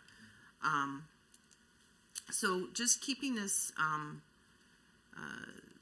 sort of broad strokes, but I think for the benefit of the Alberta public so that everybody really understands, the Premier's Council has come into into place. And you talk a bit about it on page 68 of the business plan. And it's there to provide, obviously, advice and to monitor things. But perhaps you can expand on why the council is so important in terms of Indigenous women and to us people's health and safety going forward. Thank you, Whitney, for that. So, including the agency and the expertise of Indigenous women and girls and the 2S Plus people, so in the context of violence and the missing murdered women, it's critical to address issues that contribute to the high rates of that violence. So when we got the stature of a Premier's Council, that demonstrates that the Government of Alberta's commitment to addressing the crisis of the missing murdered Indigenous women and girls and reflects our understanding that a government-wide approach is needed. We can't do it just out of one little ministry. We have to work together on this. The Alberta Joint Working Group on Missing Murdered Indigenous Women and Girls provided recommendations on actions government can take to improve laws, policies, programs, and services towards preventing violence and increasing safety and economic security of Indigenous women and girls and 2S Plus people. The focus is on collaboration between the Premier's Council and government ministries to inform how those recommendations or the outcomes that were intended by those recommendations can be achieved. The Premier's Council will provide an annual report which will be tabled in the Legislative Assembly, having an arm's length agency monitor and report on government actions and ensures accountability and transparency. Having Indigenous women and 2S Plus people lead and identify solutions at the table with government is another step forward in advancing reconciliation. And this is going to give us the opportunity to work with the other ministries like justice, which is going to be so important in putting this all together. So instead of just one little ministry pushing it, now we've got the power of all of government pushing this forward. That's excellent, Minister. One of the largest increases that I see on here is on line 3 on page 123 of the estimates that indicates an increase from 2.1 million to 7.4 million. And this is for Indigenous women's initiatives. And if we look on page 122, we can understand that it describes what some of these initiatives are: providing secretariat support to the First Nations and Métis Women's Councils on Economic Security, and leads Alberta's response to the national inquiry into missing and murdered Indigenous women and girls. So we see that description, and we've discussed some of the priorities already. But I'd like you to perhaps speak more about the two councils, Métis Women and First Nations Women's Economic Councils, and why the work that they're doing, why it's so important for economic security for women, and maybe you can describe also any of the targets that you have in place for those. So around the economic security, we have to remember that's always important, but especially so for Indigenous women, because as you know, they face higher rates of poverty, violence, unemployment, and other socioeconomic factors. We have to recognize the central role Indigenous women play in their families and their communities. They are the mothers, the grandmothers, the caregivers, the teachers, the community builders, and the leaders. This is why First Nations and Métis Women's Councils on Economic Security they see economic security as having the resources to maintain their physical, mental, emotional, and spiritual well-being, and that's to provide for themselves and their families in a safe and secure communities while fully participating in the economy. Increasing women's economic security is one of the most important preventative measures of violence. Financial stability provides agency so Indigenous women can leave violent situations or relationships they have a means to support their children. When you talked about other targets, so our ministry's role as a lead ministry is to provide advice and support coordination across ministries, like we talked before. But for the large part, our partnering ministries, such as education and health, would be responsible to identify the targets that they would like to achieve. So the Women's Councils provide valuable insight to how the government programs, services, and initiatives can help improve the lives of Indigenous women and their families in their communities. We share the Women's Council's advice and recommendation with the other ministries for their consideration. The Economic Councils recognize the need for more government progress on their recommendations. It's a topic we've been discussing with councils as to how to better monitor the progress of government action in response to their recommendations, but also how we can support the councils so their recommendations are meaningful, measurable, and achievable. My ministry will be working with our cross-ministry partners to better inform the council's examination of the issues facing Indigenous women, including the current data regarding the Indigenous women's socioeconomic outcomes. Thank you, Minister. On page 71, one of the initiatives that's listed involves engaging with organizations led by Indigenous women and 2S plus people, and that this is going to be done in the pursuit of a key objective 3.4 on the same page. And this seeks to establish and strengthen relationships with these folks. There's no doubt that members of the 2S Plus community already face significant challenges in their daily lives, and made more difficult many times because of the indigeneity piece. And I think there are challenges that are amplified, and I'd like to know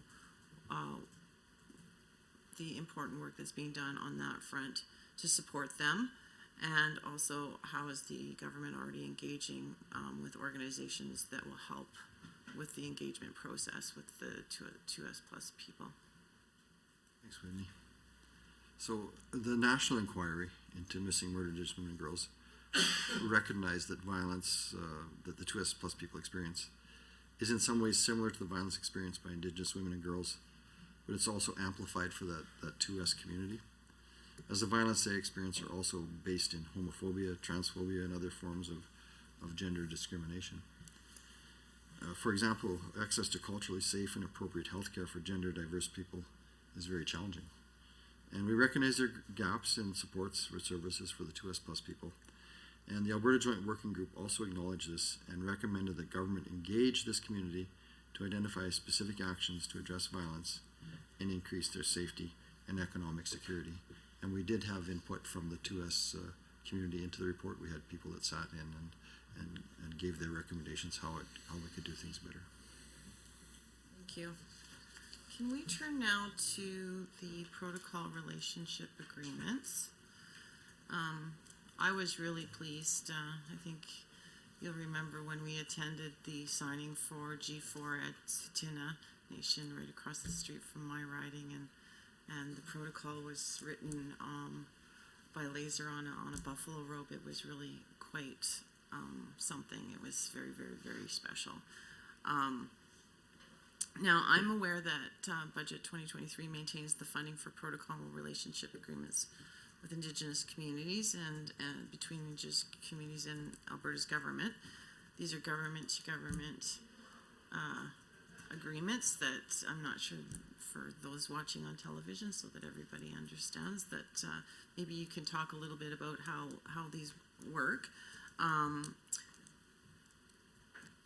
On page 71 of the business plan, there's some details there, but maybe you can talk about the relationship you have with the existing protocol agreements with Treaty 6, Blackfoot Confederacy, as well as G4, and how the relationship and the agreements are working so far, and how they work, so that everybody sort of understands that process as well.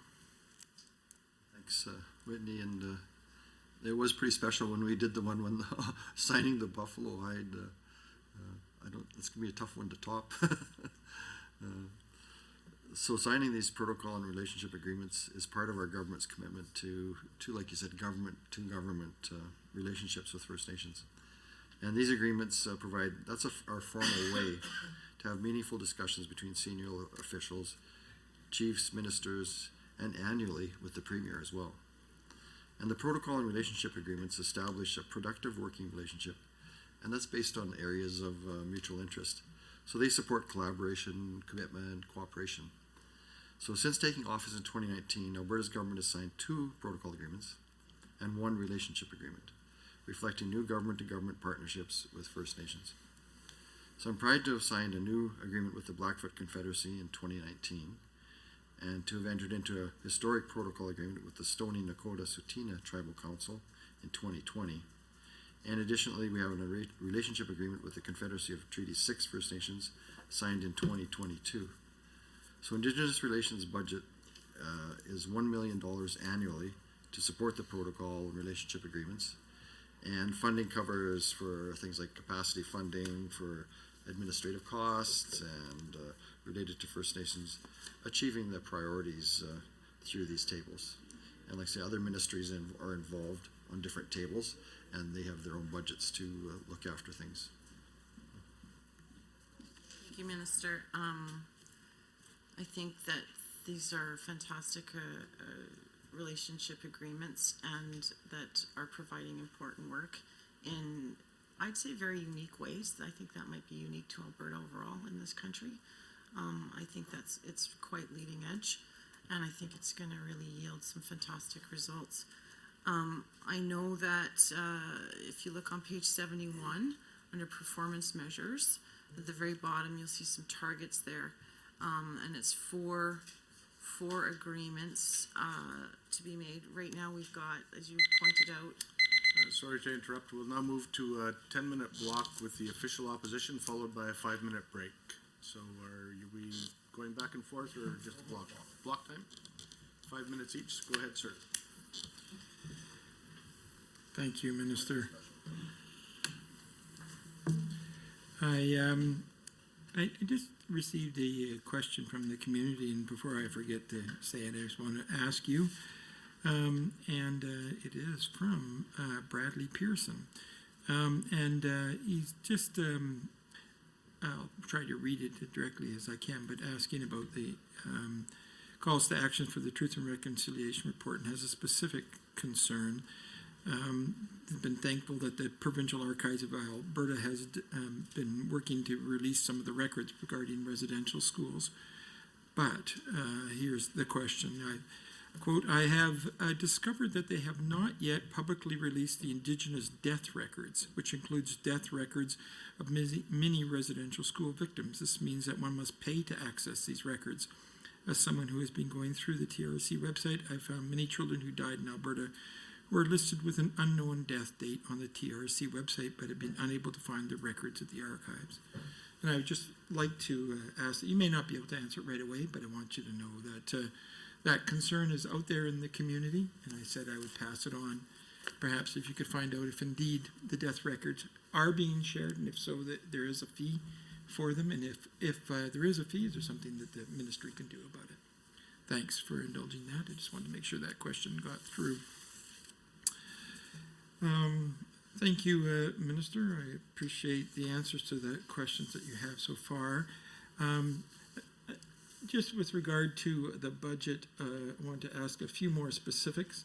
The strategic engagement and policy innovation section, 6.3 in the budget, has been the most dramatic increase that we've seen.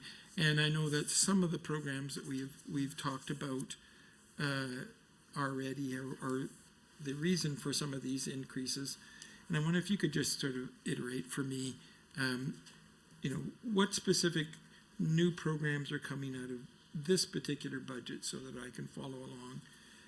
Why is it that strategic engagement policy initiatives have jumped up by, well, about approximately 50%? So just, if you could detail that for me. I also am interested in what's been happening with the Alberta Indigenous Opportunities Corporation. You certainly have indicated that there have been a number of programs funded through that. That you said that there are $410 million in loan guarantees to some 30 communities. I know that in the past that there have been concerns from many of the nations that they've been unable to access it, and that the initial cost to get in, and then the types of programs that were funded were not were too restrictive. Now you've indicated today that you've expanded some of that, and now you're allowing more in the area of agricultural and IT, a few other increases over the last little while. But I'm finding here that in the budget in 22-23 that you had put aside $6 million for that, but then the forecast spending is less than 50% of that. And I just want to have some understanding, is this reflecting that the program is not as successful as you had intended it to be? What's going on? And I see even in terms of your estimate, you're certainly not returning back up to the 6 million when going to 4. So are you not anticipating any growth, any significant growth moving forward here? Just want to understand why this budget was not used, and does it demonstrate a failure of any of the planning or the strategy moving forward? So you can help me understand that. Again, with regard to the capital grants, which is line 2 under the capital grants, there was kind of the opposite. There was quite a dramatic increase in capital grants under First Nations and Métis relations. And I just want to have an understanding of why last year there was such a significant overage in that department. And if you could explain what happened in that budget in that last year, why it wasn't contained, and why it's not, now that you have gone over, you apparently don't feel like it's going to continue to go over because of you're putting the budget back down to basically where it was before. So I just want to have an understanding of what the exceptionality was here in terms of this budget and why it's. Thank you, Member Minister. You have 5 minutes to respond. Thank you. Yeah, so I'll start with your first question on the increases. So $3 million was for reconciliation, and I've talked a little bit about that. So there's going to be a grant program around that. So you can apply for various projects you want to do, and we're leaving it wide open. Like I said, I don't drive the bus on this. I let the communities do that, and if they got a flat tire, I'll help them fix it. But it's their program and their projects that they feel are important to their communities.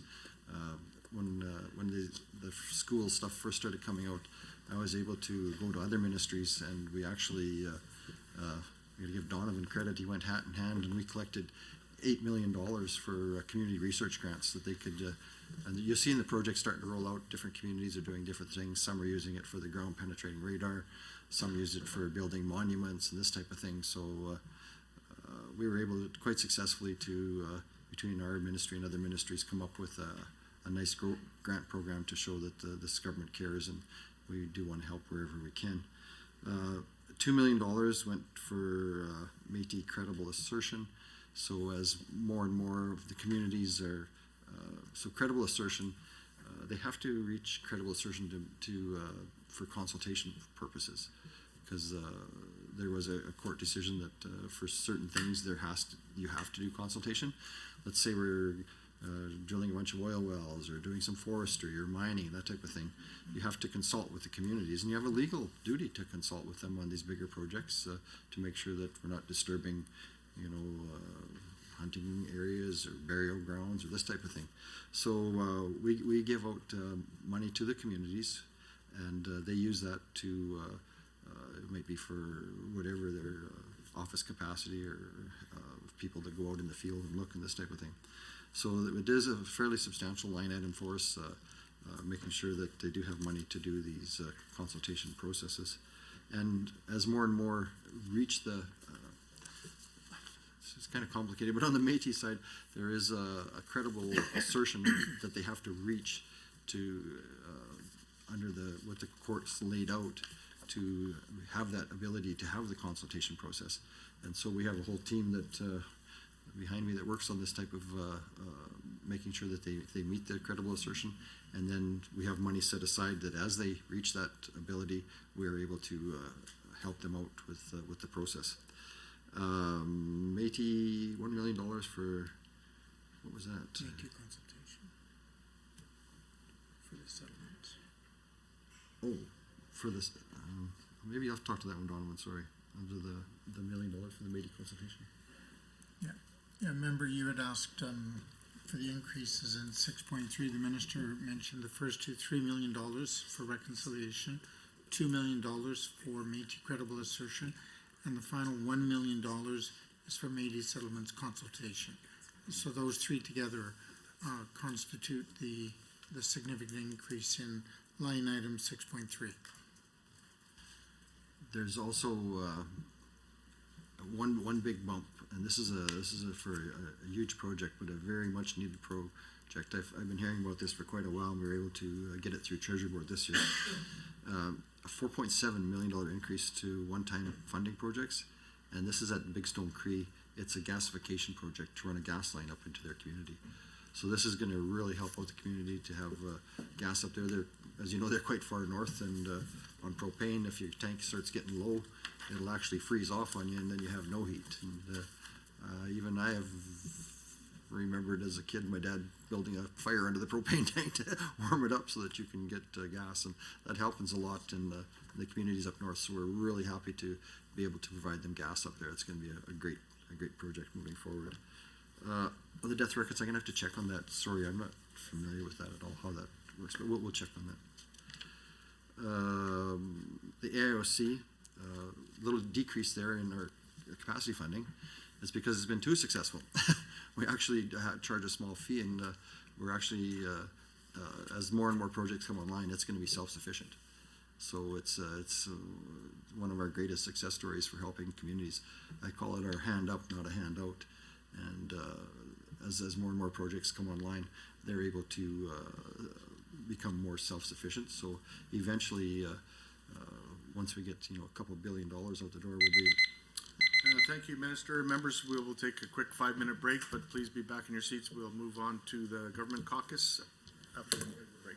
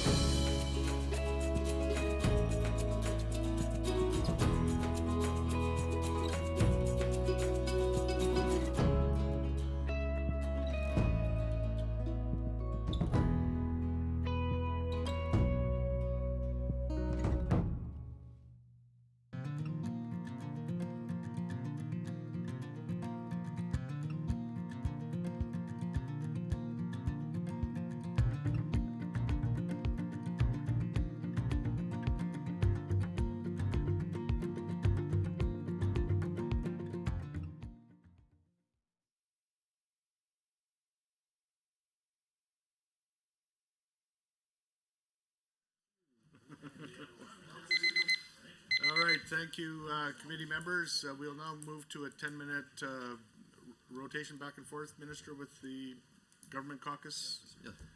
And who's up for questions? Member Isaac, go ahead. Thank you.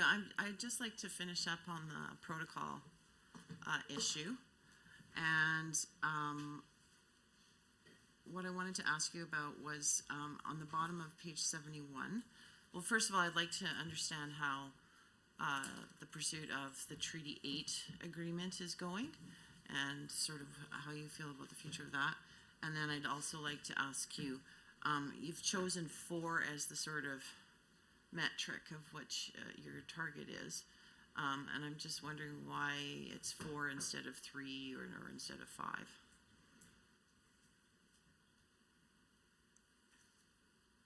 Okay, so, thanks for the question again.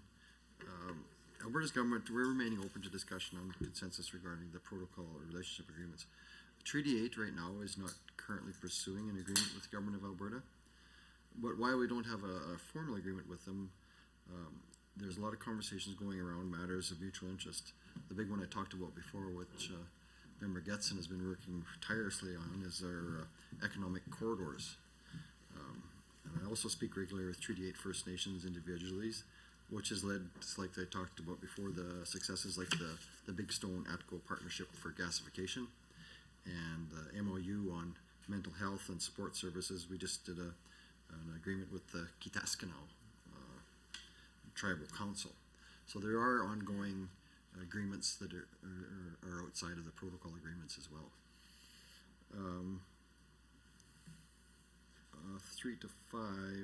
So we approved a mandate for Indigenous Relations to renew 2 existing protocol agreements, one with Treaty 8 and one with Blackfoot Confederacy. The mandate also specified entering into 2 new protocol agreements, one with the Confederacy of Treaty 6 First Nations and the Stoney Nakoda in your area First Nation Tribal Council.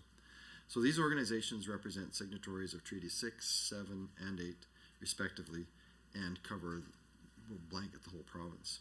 So as I stated previously, in the absence of a signed protocol or relationship agreement, I meet with each First Nation individually as needed or when requested, and we help First Nations navigate government processes and create opportunities for collaboration with our various cabinet colleagues. Thank you very much for that. And I'd like to cede my time now to Member Sigurdsson. Thank you, MLA Isaac, and once again, Minister, it's okay we go back and forth. Just before we begin, I just wanted to say one thing, something that echoes to me, and you said it a lot, I know, over the last 4 years. You talk about reconciliation, but it's not enough. It's about reconciliation, and I know you, getting to know you over the last 4 years, the work that you've done, I just want to applaud you. I've seen the passion that you've put into this ministry and really followed it up with action through the AIOC and other issues. And I just really want to applaud that. I don't think anybody can deny that you've really put your full heart into trying to build this back over the past few years. And moving into the budget, I was pleased to see on line 2, page 123, the estimates that First Nations and Métis Relations is now going to receive an additional $3 million of an increase over the forecasted amount from last year.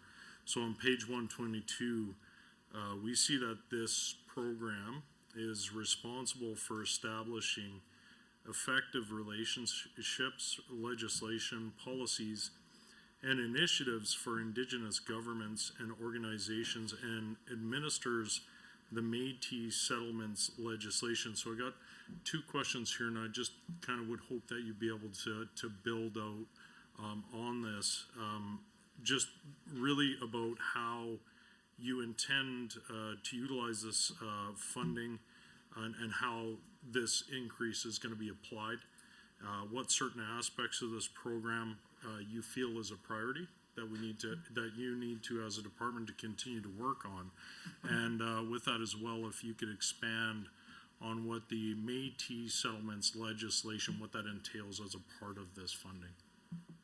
Thank you, and thanks for recognizing all the work we've done, but we couldn't have done it without every member of cabinet.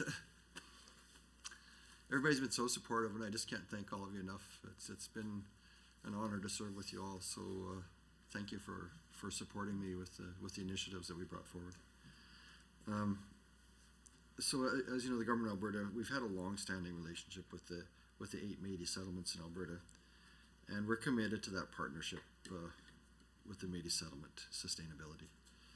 The $3 million, that's being utilized to fund the Métis settlement consultation and enhanced community policing on the 8 Métis settlements. Both initiatives had previously been funded through what we talked about, the 10-year long-term governance and funding arrangements, or the LTA, and that's ending March 31st. And that was the reason I've been pushing them really hard, because that agreement comes to an end, and I wanted to make sure that they're prepared for success in the future. And so we've been working hard to help them get to that position. Not everybody likes change, but it comes, and we do the best you can with it. So this funding is going to provide critical support where we're needed. So that's going to include a $1 million for consultation capacity funding to help the Métis settlements have the capacity to meaningful participate in the consultation process. And like I said, that's for any type of industrial work that's going forward, so they can have the ability to participate in that. And there's $2 million for enhanced community policing on Métis settlements to support the settlements to maintain safe and comfortable communities for members and creating an environment that welcomes economic development and investment. And that's one thing I hear, and it's not just on Métis settlements, First Nations across the province, is this whole thing with the drugs and addictions and mental health.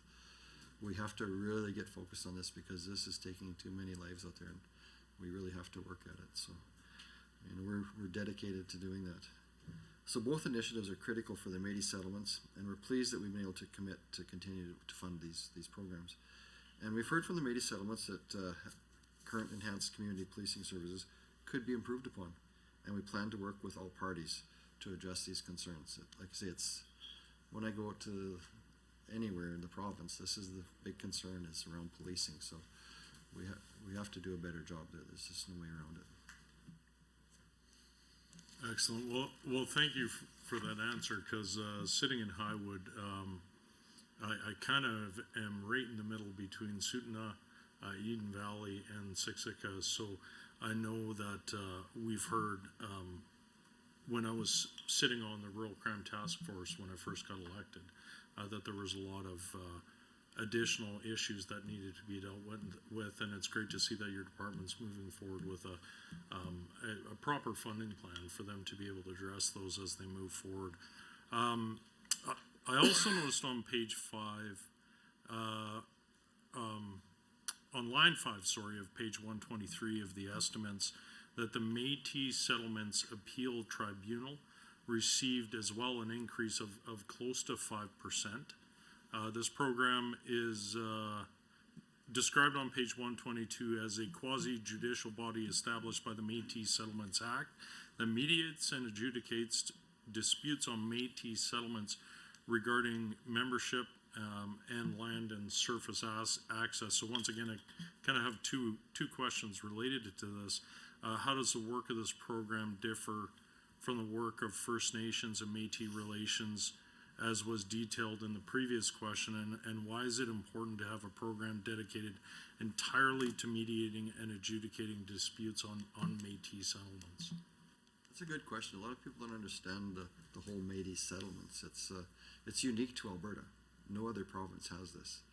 And so they have their own internal governance around land issues. So the Métis Settlements Appeal Tribunal, they call it the MSAT, it's an independent, like I said, quasi-judicial tribunal. And this was established when the Métis Settlement Act was established. So the legislated overriding consideration to exercise its powers and carry out its duties with a view to preserving and enhancing Métis culture and identity, and further attaining the self-governance by Métis settlements under the laws of Alberta. So unlike First Nations and Métis relations, which is responsible for establishing effective relationships, legislation, policies, and initiatives for Indigenous communities, the work of MSAT is to apply provincial legislation, Métis Settlements General Council policies, or Métis Settlement bylaws to resolve disputes through conciliation, mediation, and adjudication. So basically, they have their own Métis land titles, unlike what you would, First Nations don't have that, so they have their own land titling department, and we oversee that. Excellent, and I see with about 7 seconds left here, I'm going to wait to ask my next question when we get to the next block. Thank you, Minister. Thank you, members. We'll now move to a 10-minute block for the official opposition. Thank you, Minister. I wonder if you could go back to the question I asked about the capital grant increase for capital grants line 2, First Nations and Métis relations. Why last year there was such an overage there, and just what happened different last year as opposed to what was predicted and what you predicted in the future year, just so I can understand that. You also mentioned that some of the money from strategic engagement and policy initiatives in 6.3 is going to the credible assertion process. And I'm wondering if you could tell me something about, you said that the purpose of that credible assertion was to allow people to exercise the right to consultation moving forward. And I'm wondering how you've determined what is the area for which a group that has achieved credible assertion, how will it be decided what area for which they will be consulted, since they don't have an obvious land designation? So if I can just understand that, I'd really, really appreciate it. The next question that I have is about the Water to Reserve program. You haven't mentioned this at all. It was a pretty successful program at one time. And I know that the last time we had spoken, you had indicated that there was some money put in just to finish up a final nation. But I'm wondering if there's any money to continue that program in this budget. Are there more nations that are in line to getting water to their reserves? And if so, how much money is currently going to that? And can you tell me which nations are in line for that amount of money, whatever that happens to be? And I would actually like to know the final comment on which nations did indeed complete their Water to Reserve program. I'll give you a chance to speak to all of those. I'm interested as well in the Indigenous internship program. I've been asking about this every year for the last 4 years because I think it would be a good program, but you've indicated that that program was discontinued, and I'm just concerned about that. It was a chance to have more Indigenous voices in IR itself. It was I know it was essentially held in the Indigenous Women's Initiative section. And just wondering if there's been any decision to return to that. Is there any money in this budget for that? Or any other program that will actually have more Indigenous people in Indigenous relations itself? And that leads to the sort of the larger question. I know I've asked in the past about, do you keep track of the number of people who identify as Indigenous in Indigenous relations? I've been told, no, you don't. And so I guess I'm just wondering then, well, if that's still true, I guess I start with that. And then secondly, wondering about any programs that you have that actually look to bring on more Indigenous people into Indigenous relations, or perhaps across all of government. I guess I certainly would like to see a greater representation across the board, but I know you're only responsible for your own ministry, so I'll leave it defined narrowly. Are you doing anything to ensure that would happen, like the internship program or any other kind of program to bring Indigenous people on? And have you got any evidence that you've been successful if you've been doing that in fact there are more Indigenous people working in Indigenous relations, or if in fact it's gone down, which I suspect it may also be true. One of the other things that we haven't talked about yet is about outstanding TLEs, and I'm just wondering if you can tell me which TLEs, treaty land entitlements, that you can tell me which ones are still outstanding, which ones are being worked on at the present time. Do we anticipate more to come forward? Is there money set aside for the final resolution of these TLEs? And while we are talking about that, I'd like to specifically, I guess I better wait, but I'll tell you, I'm going to ask in the next section specifically about Lubicon, but we'll ask a little bit more about that. I have some specific questions about it. Thank you, Minister. Should I jump in? Minister, you've got 5 minutes. Go ahead. Okay, thank you. So around the capital grants, the big one was a one-time initiative, and that's that 4.7 for the Big Stone gasification. So that's where most of it came from. Yeah. And then the other is around the ISIP program. That's the federal program, and we don't control that one. So, I should just talk to you on this a little bit. On the budget, you said the budget increase is negligible, but actually, if you remove both sources of the flow-through, like the FNDF and Investing in Canada, it's a true 20% increase in our budget. So that's a good budget. We talked about capital grants. So Thomas back there, he's my guru on credible assertion, and it's all based on evidence data and around hunting, fishing, and trapping. I'll maybe let Donovan expand on that a little bit if you. Sure. Thank you, Minister. Yep, the question was how do we determine the consultation area? And it really is, member, around the existing data for hunting, trapping, and fishing for food, because that's the test, if you will. So if there's real evidence put forward historically and in a contemporary sense where these community members hunt, trap, fish for food, that is mapped out on what we call a geodata mapping system, which may be familiar to you. That's how we determine the consultation area. So it's very much evidence-based. Thanks. And then maybe Donovan, just follow along with the internship program. I believe that's coming back, if I'm not mistaken. Yeah, you asked about the internship program, and the minister's right. In this fiscal year coming up, 23-24, we'll be reinstating the internship program. It'll be coming back in 23-24. And then you asked about the number of Indigenous employees and so on. We do every 2 years, the government does what's called a pulse survey, and just this last time the question was asked around Aboriginal identity, but I don't actually have the results. I mean, anecdotally, I can tell you that we're fairly consistent around that 15 to 20% range. But until the results of the pulse survey come out, which will be in the next month or so, I couldn't give you specifically, but I know we, as the deputy for the past 9 years, we run in that 15 to 20% range. The one where I really try to promote as much Indigenous participation as I can is on the AIOC.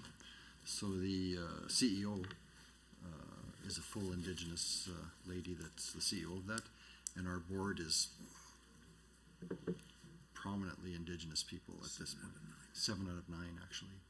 So we really are promoting Indigenous participation there. And it's been a lot of, every time we open up for board members, we get a lot of participation, people wanting to be part of it, just because it has been so successful that people are really responsive to that.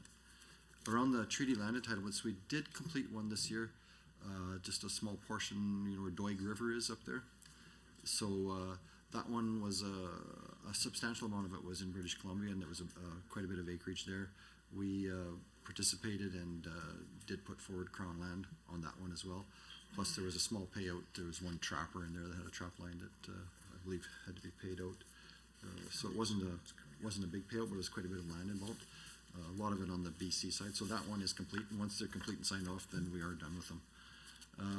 So right at this moment, there are 8 TLE claims validated by Canada and accepted for negotiation. So including in those is Fort McMurray First Nation,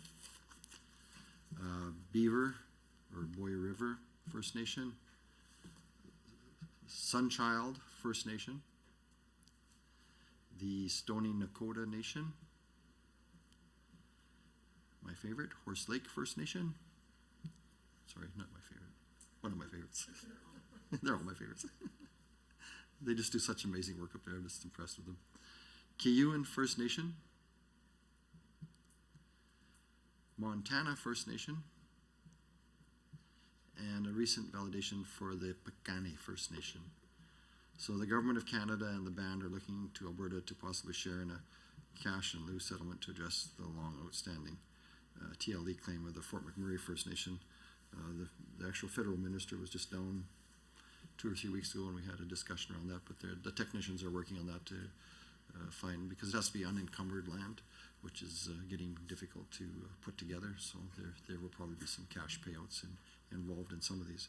But they are moving forward, and some of these have been going on for 30 years or more, so I mean, it's frustrating on both sides. Thank you, Minister. We'll now move on to the government caucus for 10 minutes back and forth if it's acceptable to the minister. Go ahead, Minister. Thank you, Chair. Once again, back and forth.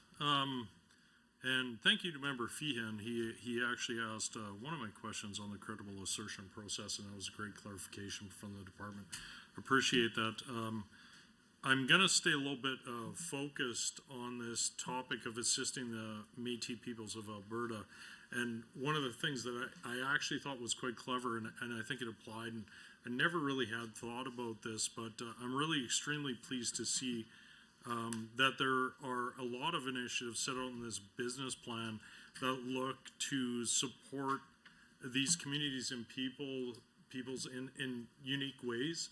And one such initiative, actually on page 71, involves assisting Métis settlement administrations with building governance capacity and accessing existing Government of Alberta programs to support Métis settlement sustainability. And I thought this was, I wanted you to be able to build on this, because I know as an MLA, I've worked with business and a lot of organizations, and just the awareness about what is out there, to be able to aid and assist and connecting with them, to be able to show them that it's there, and that awareness piece is huge. There's a lot of changes that happen on a constant basis, so that connection. So could you expand what these existing programs are, and why there might be a lack in capacity that you felt you wanted to address in this, on page 71, to be able to connect Métis with these programs and remedy the situation of that awareness piece? That's really good questions. One of the things I do is I do a weekly newsletter now, because there's so many grants from different departments and our own department going out all the time, that it's hard for some of those, especially the smaller First Nations, that don't have that capacity in-house to constantly be researching and as to what is available, because most of the grants that are available to any community in Alberta are available to the First Nations and Métis. I mean, for culvert repairs or this type of thing, they can apply for all those grants as well. So we put out our weekly newsletter that if we've got a new grant program that we're coming up with, we'll have that all explained in there, so that they can catch up with and keep on top of making sure that they apply for the appropriate grants. The other way we do it is our staff is always available to assist the Métis settlement administrations by pathfinding existing grant programs that meet the settlements, their needs and their priorities. This year, with the Métis settlements having a set-aside of $2 million for the ABIF program, we've got a staff member that's going to work with them to help create these business plans, because we don't want to set them up for failure, we want to set them up for success. And so you have to make sure you have a good business plan moving forward, and little things like, is your land zoned to even do this, you know? And if you've never really been in business before, and like as a past land developer myself, it took years to figure out how to navigate a system. So if it's your first time up to bat and you're trying to put a business in place, you have to have a lot of knowledge behind you to put that together. So we've got staff in the department, as Mr. Feehan knows, great working people that can help them navigate through these processes to get these grants started. So the grant program could be internal, external, Indigenous relations. So some of the grants, but not limited to, so we'd have the Aboriginal Business and Investment Fund, that's our ABIF program, and those are up to $500,000, so pretty substantial grant to kickstart.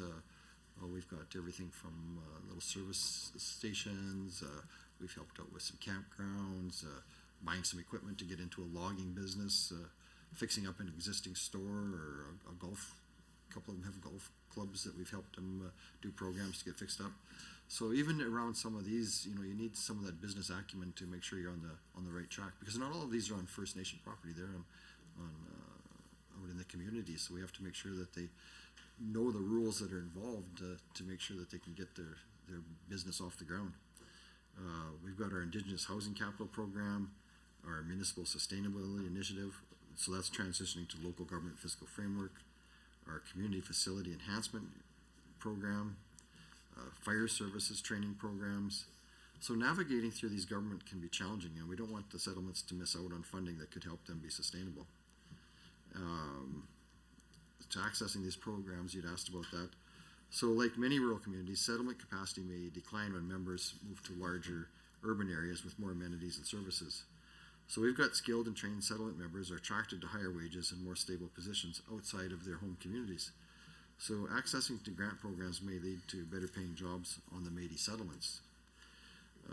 Indigenous relations staff are also able to investigate and highlight eligible training programs to increase settlement capacity. And we count on the expertise of the Métis settlements administrators to make connections in government. They're going to help their settlements obtain more support and program capacity. And our staff, along working with the Métis settlement administrators, are working on those pathfinding solutions. Excellent. I just want to applaud that. I think a lot of great ideas have the opportunity to fail if you can't navigate the process, and especially depending on the size of the Métis settlement, this has a huge benefit. So I applaud that. One thing I do want to rotate or just come back to, and before I pass off my time to my colleague, when you were talking on page 71 about the additional initiatives that relates to supporting Métis communities, comments you made before, allocation of $2 million to support the Métis settlements enhancing policing initiative for community policing services on the settlements. It's something you have commented already about, but I just wanted to say that I'm a big fan of this initiative. It really does dedicate a solid commitment to addressing the issues that are being seen within those communities.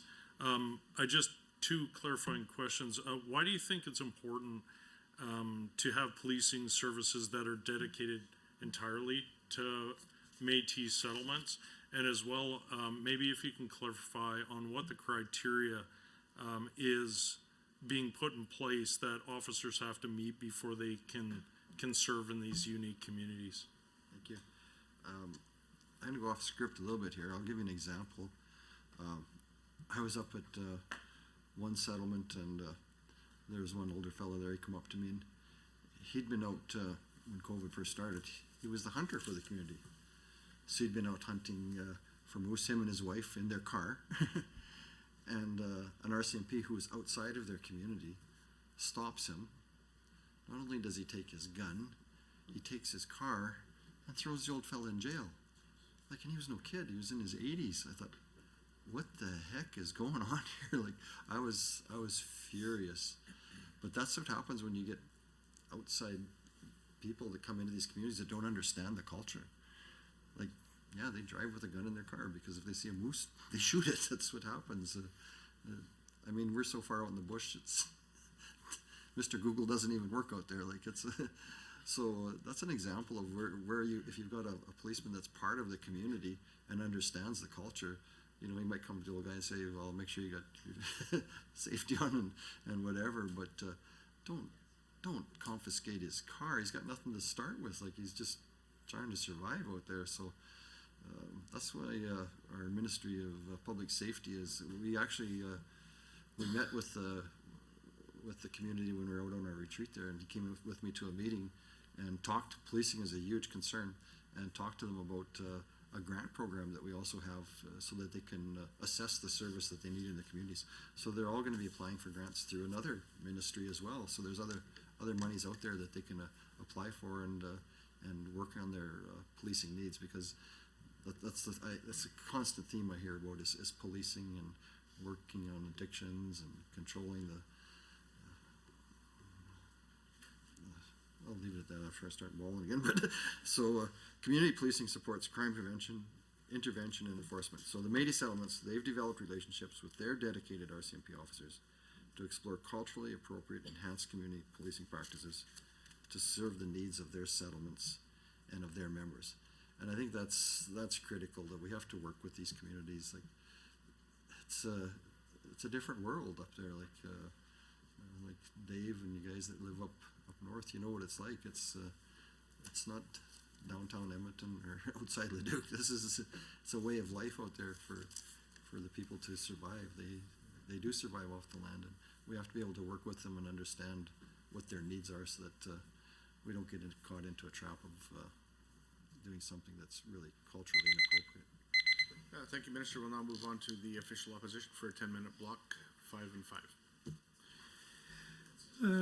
Thank you, Minister, for the answers to the questions so far. I just want to go back briefly over the Water to Reserve program, because I did ask about them, and you weren't able to provide me the answers to that particular one, and so I'll just reiterate a little bit about what I'm hoping to learn from that.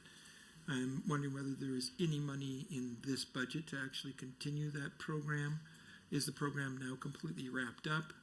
And if so, can you tell me, can you list the nations that were able to take access to the program, and maybe you can even explain to me the decision making around whether or not that program is continuing or not, and just sort of what your thinking is around that, because it was a very successful program for quite some time. And of course, obviously a very important issue, bring clean water to nations, and very happy that the nations that were able to take advantage of it were able to do so, and just hope that perhaps some other ones can do so in the future.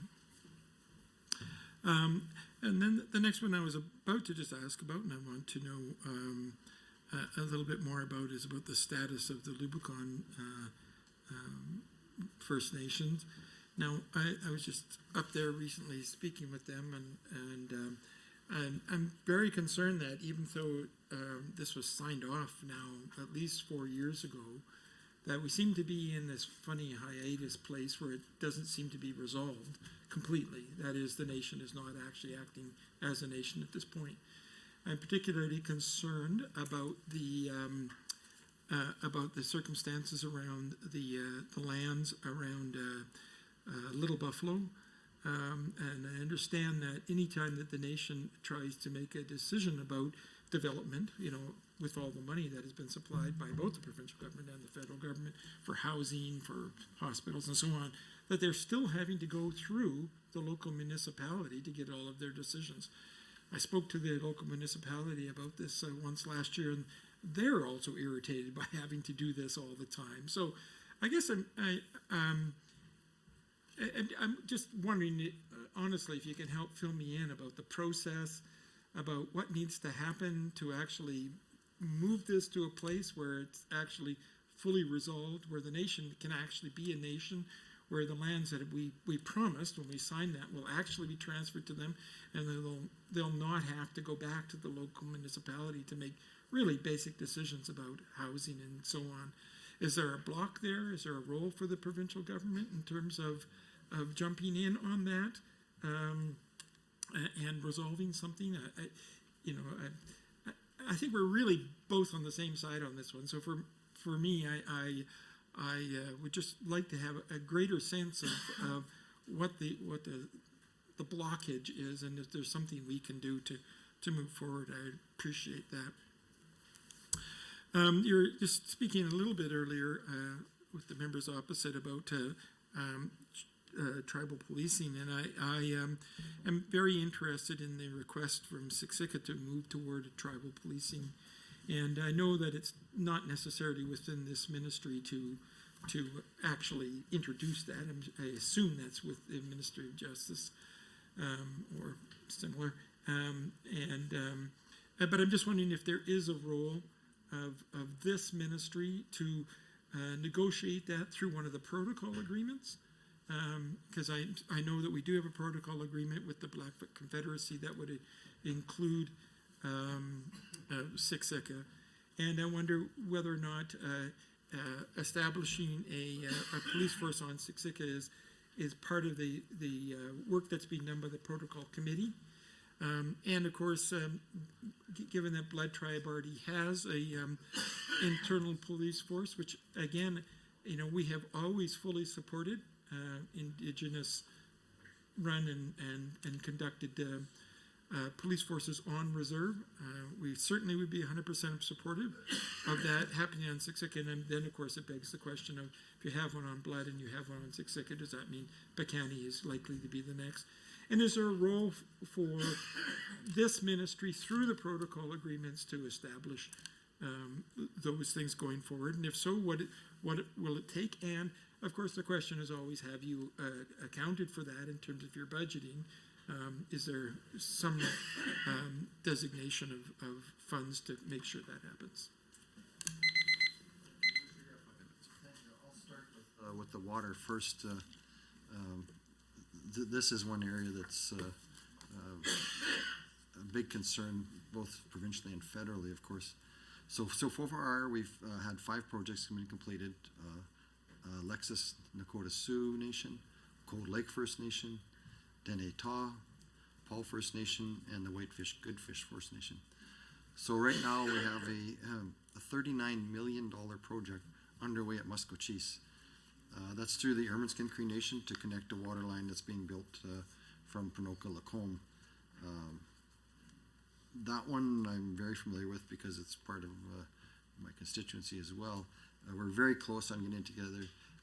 They have a water commission set up, and they're adding the Ermineskin to the water commission. So it's they're getting down to the final pen strokes as to how the agreement will work. Some of the concerns coming off First Nation, well, they're not used to actually paying a water bill, so like what if somebody leaves a tap on and they get a big water bill? How are we going to deal with that, So little nuances like that, but the actual water line project is fully funded. We're just ready to get started as soon as they finish off the final agreements with the Water Commission. Some good people working on that, so I'm confident they'll have that wrapped up really quick here. We also committed over $20 million to a project that's going to connect Mikisew Cree First Nation to a regional water line as well. And we're committed to seeing these projects through. Like yourself, you said, we have a deep concern that so many people lack access to the fundamental right to clean and reliable drinking water. Like I said a couple, 3 weeks ago, I had the federal minister down in my office, and I have a friend up north in one of their First Nations, I won't say which one, just was having a water problem, and they weren't aware of it, so we flagged it for them, and we got both of us on the phone right away with our different department heads, and within a few minutes we were able to start figuring out a plan forward. So I was happy to be able to work with the federal government on that, on a concern that we both shared, and so I'm confident that we'll be moving forward with something to help them out as well.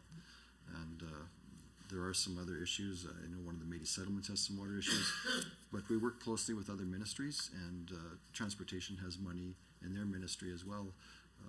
I won't speak for them, but I know there is some funding there to help out some with other projects as well. So we are working on making sure that everybody does have access to clean water. So thank you for flagging that. That is a very important issue. What do I talk about? Lubicon. Very aware of what's going on up there. They do have, like you say, have the issues with you want to do they've got the money to build schools and all kinds of stuff, but then you have to go through the municipality, and the municipality doesn't want to do it because how are they involved? It's kind of a jumble right now. But I had a similar in my own riding. We're working with Louis Bow Band right now to do that. You've probably seen it when you're driving along Highway 2, the rest area there. They've got a big remediation program. You'll see a mountain of dirt piled up. They used to have a service station there, and they're literally baking the soil, cleaning it all up because they want to do a new service center there with a small casino and a little hotel. I was actually working on that project with them. Oh my God, this started 30 years ago when I was on county council. They wanted to start that, and we approved it on county council back then, and then it just sat and sat. So one of my first things when I got elected, the chief came and saw me, he said, so are we gonna do this now? I says, well, it's in your court, what do you wanna do? So I've been pushing it forward, we've actually got it approved to do the small casino project there. And because I still had the connections at the county, we had that same problem, because it's on county land, not on reserve land, what are we doing, back and forth. And the county finally just said, look, do what you want, it's gonna be your land eventually anyways. So the county does have the ability, as this municipality would have the ability to just say, it's gonna be your land, do what you want. I don't know why they're not, I may speak to them about that, like, they have the ability to just wash their hands of it, because it's gonna be out of their control shortly anyway, so some of that stuff is very frustrating. I feel your pain on that one. Tribal policing, this is an exciting one. So our Ministry of Public Safety and Emergency has been doing an amazing job around getting the First Nations. Thank you. We'll move on to the government caucus. I see Mr. Getson getting my attention. Go ahead for back and forth with the minister, if that's okay. Yeah, thank you, Chair, and thank you, Minister, again. The theme I would kind of want to concentrate on, if I can, is on the reconciliation or reconciliation, as you put it. And once again, on the economic corridors, appreciate your acknowledgement on that, and I appreciate all the chiefs that participated. So Chief Leonard standing on the road, he was one of our members that was on that. Chief Whitney, Chief Isaac down south. So we had 6, 7, and 8. 8 was a little bit different where we worked with Chief Isaac, and they stood up in Economic Council. And I was very, very honored. It was an honor and a privilege to be the first person that they met with when they stood up that council to talk about the validity and the longevity of those economic corridors and how we can work with that. And if there was anyone out there listening to this, I would suggest that there's a lot of credence to work within the treaty territories themselves, because they span interprovincial boundaries. And when we're talking about nation building projects, of which these corridors are, there is a lot to be gained by working with First Nations folks. And Chief Leonard, now that he's Grand Chief of Treaty 6, boy, he's guns blazing going after these things in 6. Really, really happy to see that. So appreciate the feedback on that, Minister. There was a couple items I had, but I think the member opposite had already asked a couple of them. But I'd like to jump on to page 70 if I can. And that was advancing reconciliation through policies and programs that are guided by Jordan's principle. And that ensures First Nations children in Canada have access to service and supports when they need them. So I have 2 parts of a question, sir. Could you further expand on the Jordan's principle and its importance? And then why is it so important to advance reconciliation for the First Nations and children in particular? Jump in? Yeah. Under my mandate letter, the main heading that the Premier gave me was make sure that you apply Jordan's principle wherever you can. She was adamant that we have to really make sure that no child slips through the cracks here. So Jordan's principle helps ensure all First Nations children living in Canada can access the social, education, or health services and supports they need when they need them, with payments being worked out later. So we're not caring about if a kid needs help, we just help them. We'll figure out who's going to pay the bill later. This is critical to addressing socioeconomic issues rooted in inequality. Some people have less access to opportunities or are born into circumstances where it's harder to thrive. So it's important to give extra help when it's needed. And certain barriers exist for First Nations people and their families that make it harder to access opportunities. So appropriate support provides First Nations children with that same opportunity to access services as other children in Canada, as it should.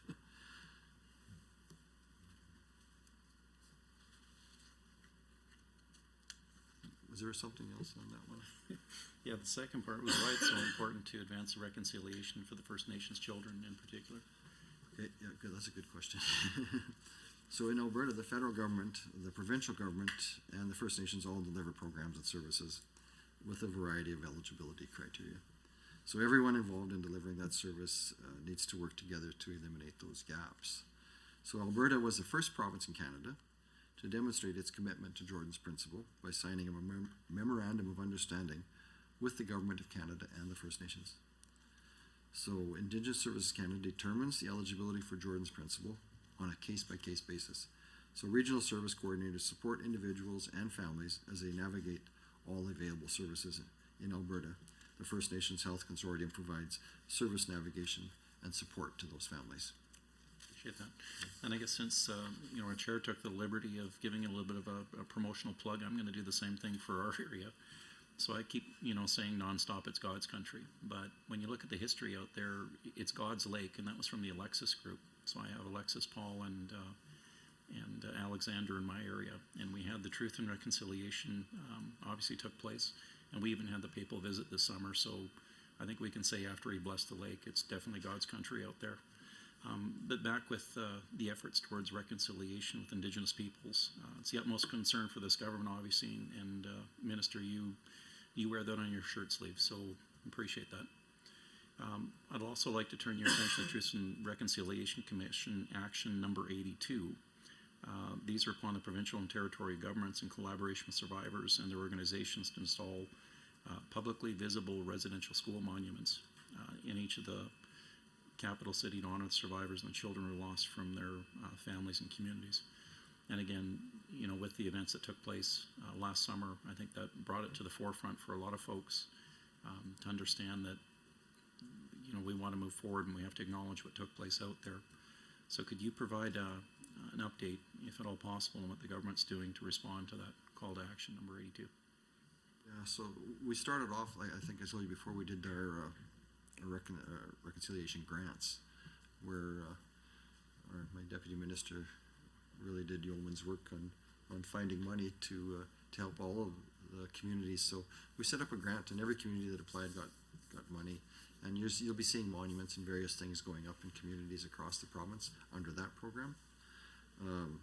The big one we're working, I talked a little bit about it, was we worked with the elders and our Indigenous representatives, and that was to develop our reconciliation garden.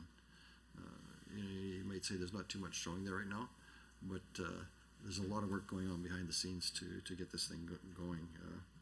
And that's going to create that sacred space that people need to reflect and share and to start that healing process. There's a lot of pain out there, so it's causing a lot of the addictions problems and what have you. So I think anywhere we can help is good. So in 2022, Indigenous Relations, we posted 2 separate requests for artists to do the permanent monument. And I talked about Stuart Steinhauer from up in Chairman's area there, who came forward with the winning design for the garden. Just amazing. It's going to Mother Earth circling. What could be better? I was thinking at first you might do a mother bear with 3 cubs or something, because that happened on my farm.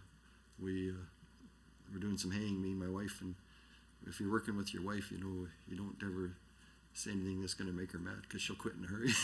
And all of a sudden the cows all come running through my yard, and she come driving up with the tractor and says, "Oh, would you break now?" Wrong thing to say. But she'd got off the tractor because she saw the cows running too, and she walked out, and she got up about 20 feet away, and a mother bear with 3 cubs stood up in front of her. She said, we just looked at each other, and I did moonwalked back to my little tractor without a cab and putted back up to the house. So you don't mess with the mother bear. So and that's part of the sculpture. You'll see the bear claws on the sculpture that he's done. So the mother, when you hear about the mother bear, it's a real thing. She will protect her cubs, and so that's why we went with that design. And then we've got, I believe it's called Landtech Landscape Contractors. They've done a lot of work around the ledge. You'll see them here. And we actually worked with them to make sure that they're going to be very culturally aware of the work that they're doing. Because this is very sensitive work to a lot of people, and it's going to be a lot of eyes on us when we do this. So we want to make sure that it's done in a culturally correct manner when everything from removing the dirt that's there, because it used to be a parking lot down there at one time. And so we're going to create this healing place. We want to make sure there's good clean soil so that the plants grow good. And I think this is a pretty big budget item for us. So the total cost is going to be approximately $660,000. Yeah, $660,000. So $450 just for the monument, and another $210 for the design and construction of the garden. So it's a lot of work that's gonna be going on. It's not gonna happen overnight. But as soon as the frost comes out of the ground, they'll be down there working. They've already got it planned how they're gonna, excavate, take out the dirt and gravel and stuff that was there, create this reconciliation garden.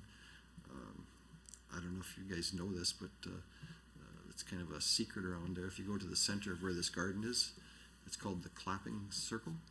So if you clap there, you get an echo. Like, it's pretty cool. So this is still going to be part of the whole plan there. You're going to have a center where you can still experience that the sound effects that happen in there.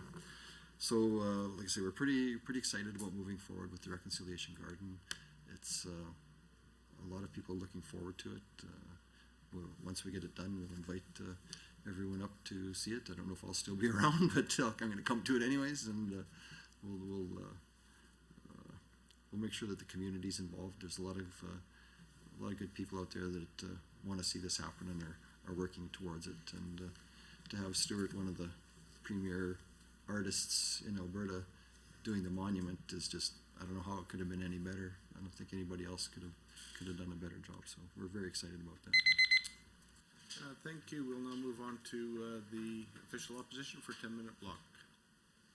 Thank you, Minister. So since this is my last chance to say anything, I just want to thank you for your work over the last 4 years. And I certainly think that many of the initiatives that have been started by your department are worth supporting and continuing, and we'll try to make sure that that does happen in the future.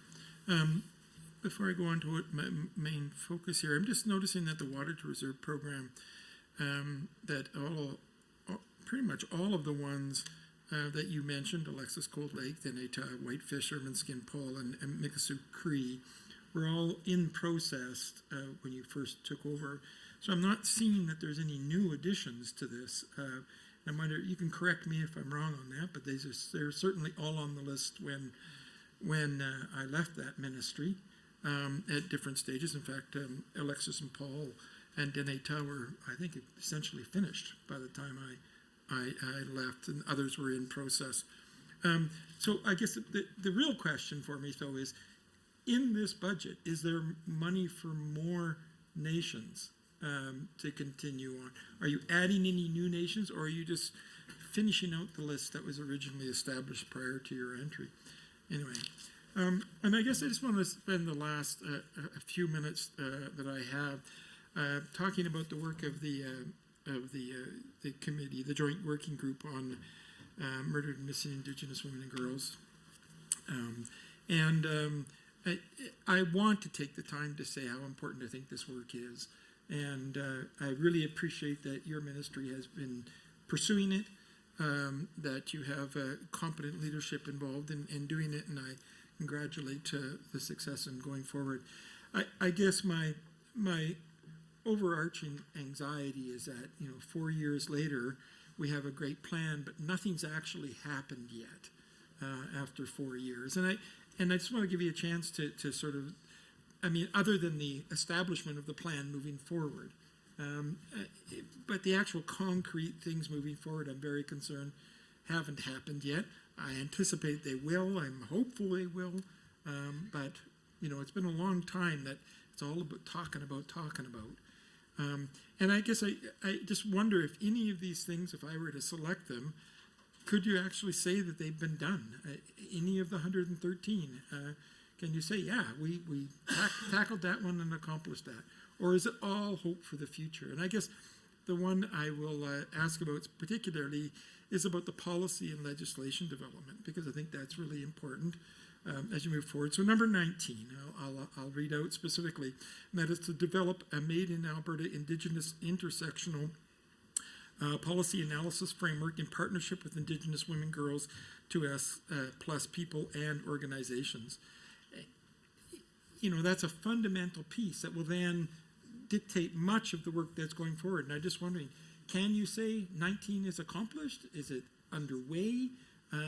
Is there something I can read on that at this point? Is there an actual policy that's moved forward, or is that just something in the works? And I certainly could go through the rest of them and say, well, have you actually done anything on this? Also, I recognize that many of them are not in your ministry, but the policy, I suspect, must be. You can correct me if I'm wrong. So I thought I'd identify that one particularly, and I'd really like to know where that's at. Does this committee have the resources to get that piece done? Will that be done in such a manner that we're not sitting here 4 years from now again saying, look, our intentions have been great, we've been working great, we've developed good relationships, but we're still planning for things to actually be accomplished. And you're the one who's talked about the difference between reconciliation and reconciliation. And so far, when it comes to murdered and missing women, I can only tell you it's been reconciliation, but not reconciliation. I certainly love what you've done here. The work of this committee to put this together is fabulous. But it is about the plan to move forward as opposed to what's actually been accomplished in the time that you've had in the 4 years that you've had. And so I guess I'm really, use it as a chance to brag if you want. I don't care.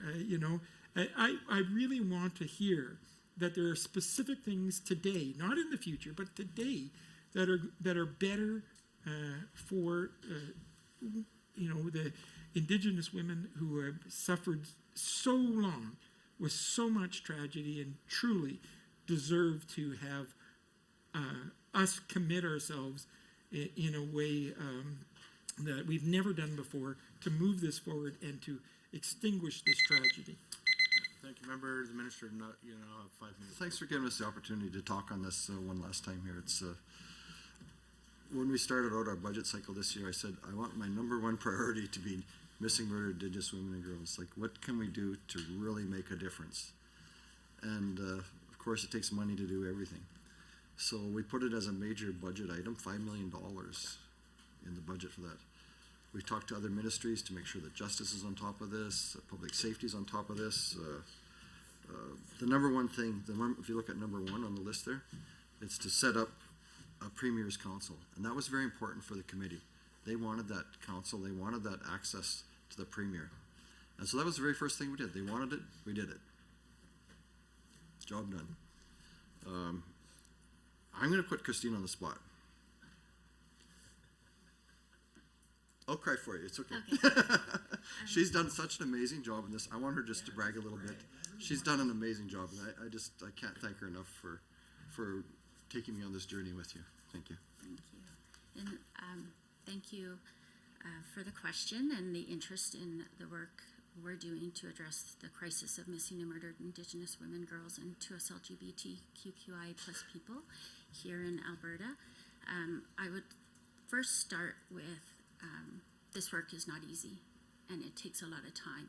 And I think the work that the Alberta Joint Working Group on Missing and Murdered Indigenous Women and Girls is a good example of the importance of building those relationships of trust, because they are sensitive matters we're talking about, and we're talking about it with people whose lives are directly impacted by this. So that takes time, first of all, to begin that trust building among these experts, among government folks who are learning and trying to understand the true impact of colonial violence on Indigenous women and their families and 2S plus people.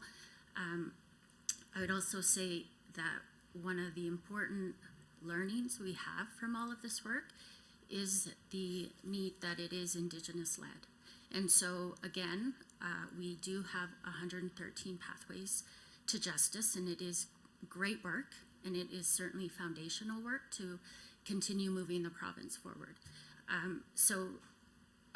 While I can't sit here and say all 113 pathways have been implemented, I can point out to some of them, such as the recommendation around the Family Death Review Committee. They've added many more Indigenous members to that, where they're examining instances of death in family violence circumstances. I'd also point out the Premier's Council has a number of mandate items, and that includes the development of culturally safe and appropriate tools for government to improve and enhance the development and implementation of provincial laws, policies, programs, and services.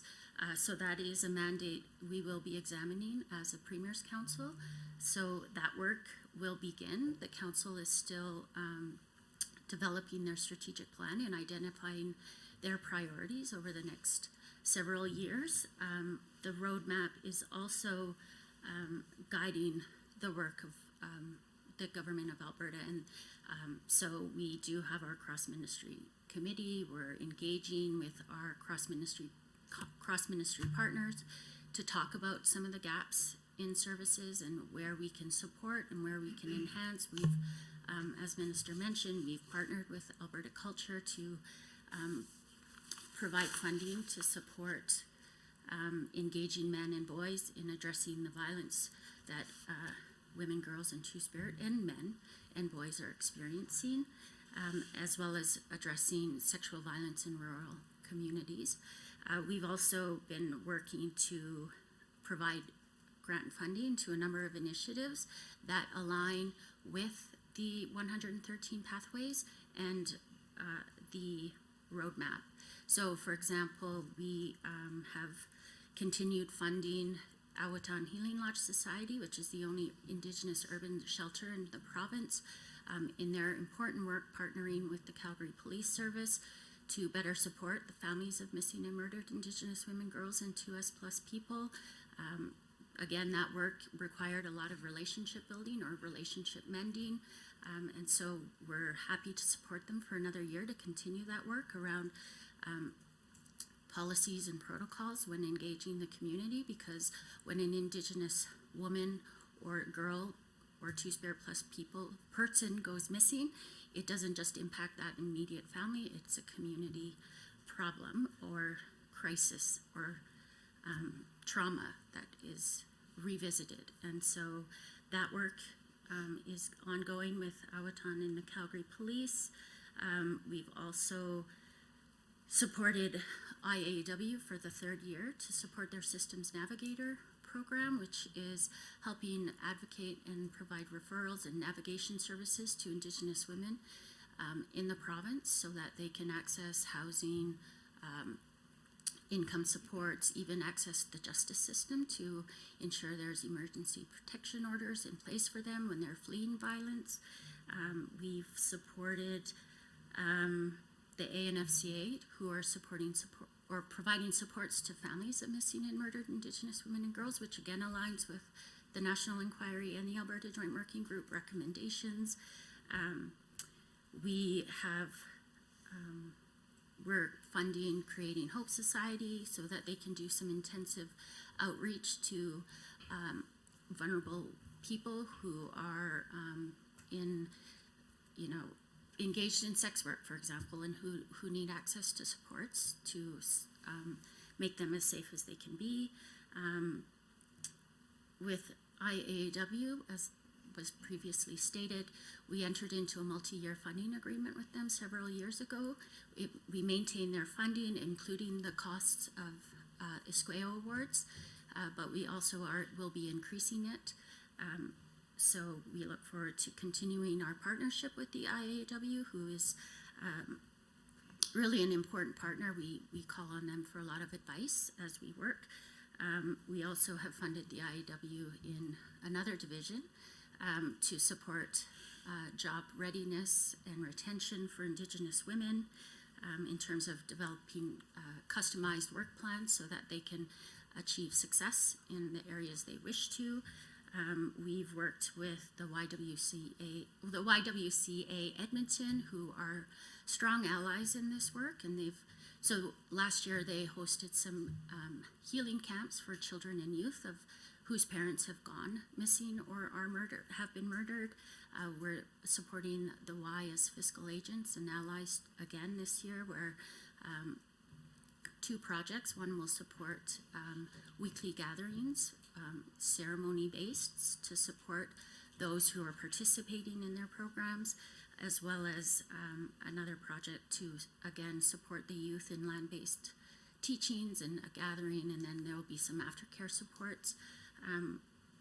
So there's a lot of work we've been doing. It's not that there's been no action, and certainly there is work going across government, the Family Information Liaison Units out of Alberta Justice, they're continuing to do their good work, and they were funded again by the federal government, which we're happy about.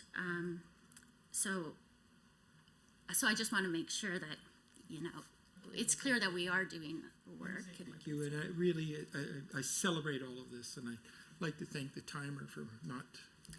I'm sorry. I noticed they stopped the timer. I think it was very appropriate they did. I'm very thrilled to hear what you're doing. Thank you. Thank you.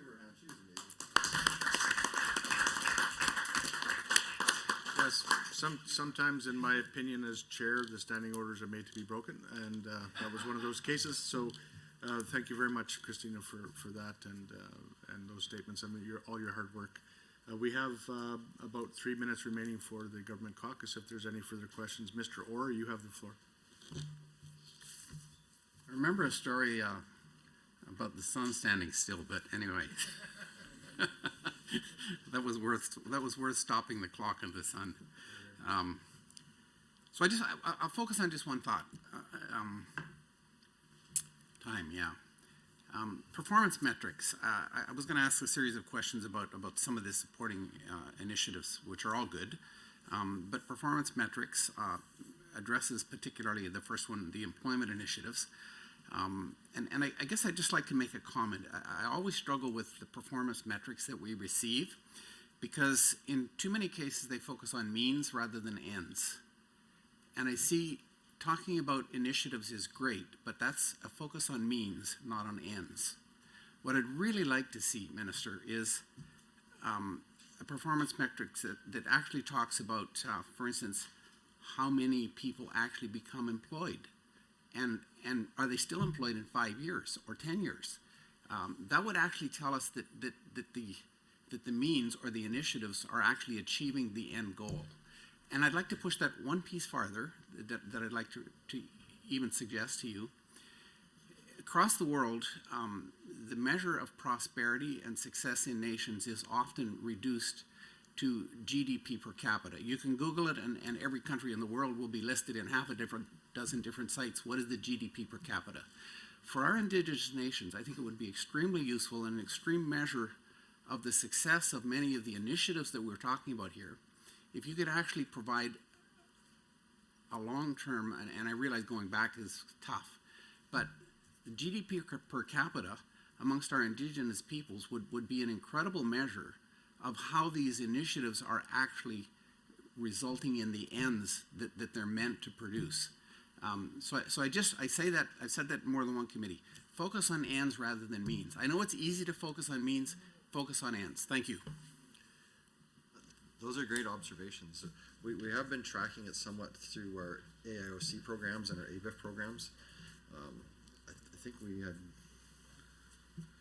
it's in the hundreds, but you know, it'd be nice to get it into the thousands. But that's a great idea, is to track it with the GDP. I never thought of that. That's something that we could certainly look at doing in the future, and seeing how we're really helping, you know, some of this youth get involved. Through advanced education, we've got our employment partnership program that's been really successful. We use that for, it's like a trades type of training. So it might be the start of your apprenticeship. So it's a 1-year program to get you started in becoming an electrician or working in the heavy construction area or something like that. And even on the First Nations, like having a driver's license, that's huge. I see that all the time. And so we've got programs just helping folks get a driver's license so they can get out and get the jobs. And you know, I'm happy to say that we're going to have our first service where you get your driver's, what are they called? Registration is going to be on Musquetees. We're going to have one down there. So that's really exciting to see that starting to move forward. And unfortunately, I will interrupt you, Minister. I apologize for the interruption, but I must advise the committee that the time allotted for consideration of the ministry's estimates has concluded. I'd like to remind the committee members that we are scheduled to meet tomorrow morning, March 8th, 2023 at 10:15 a.m. to consider the estimates of the Ministry of Transportation and Economic Corridors. Thank you everyone for your participation. This meeting is adjourned.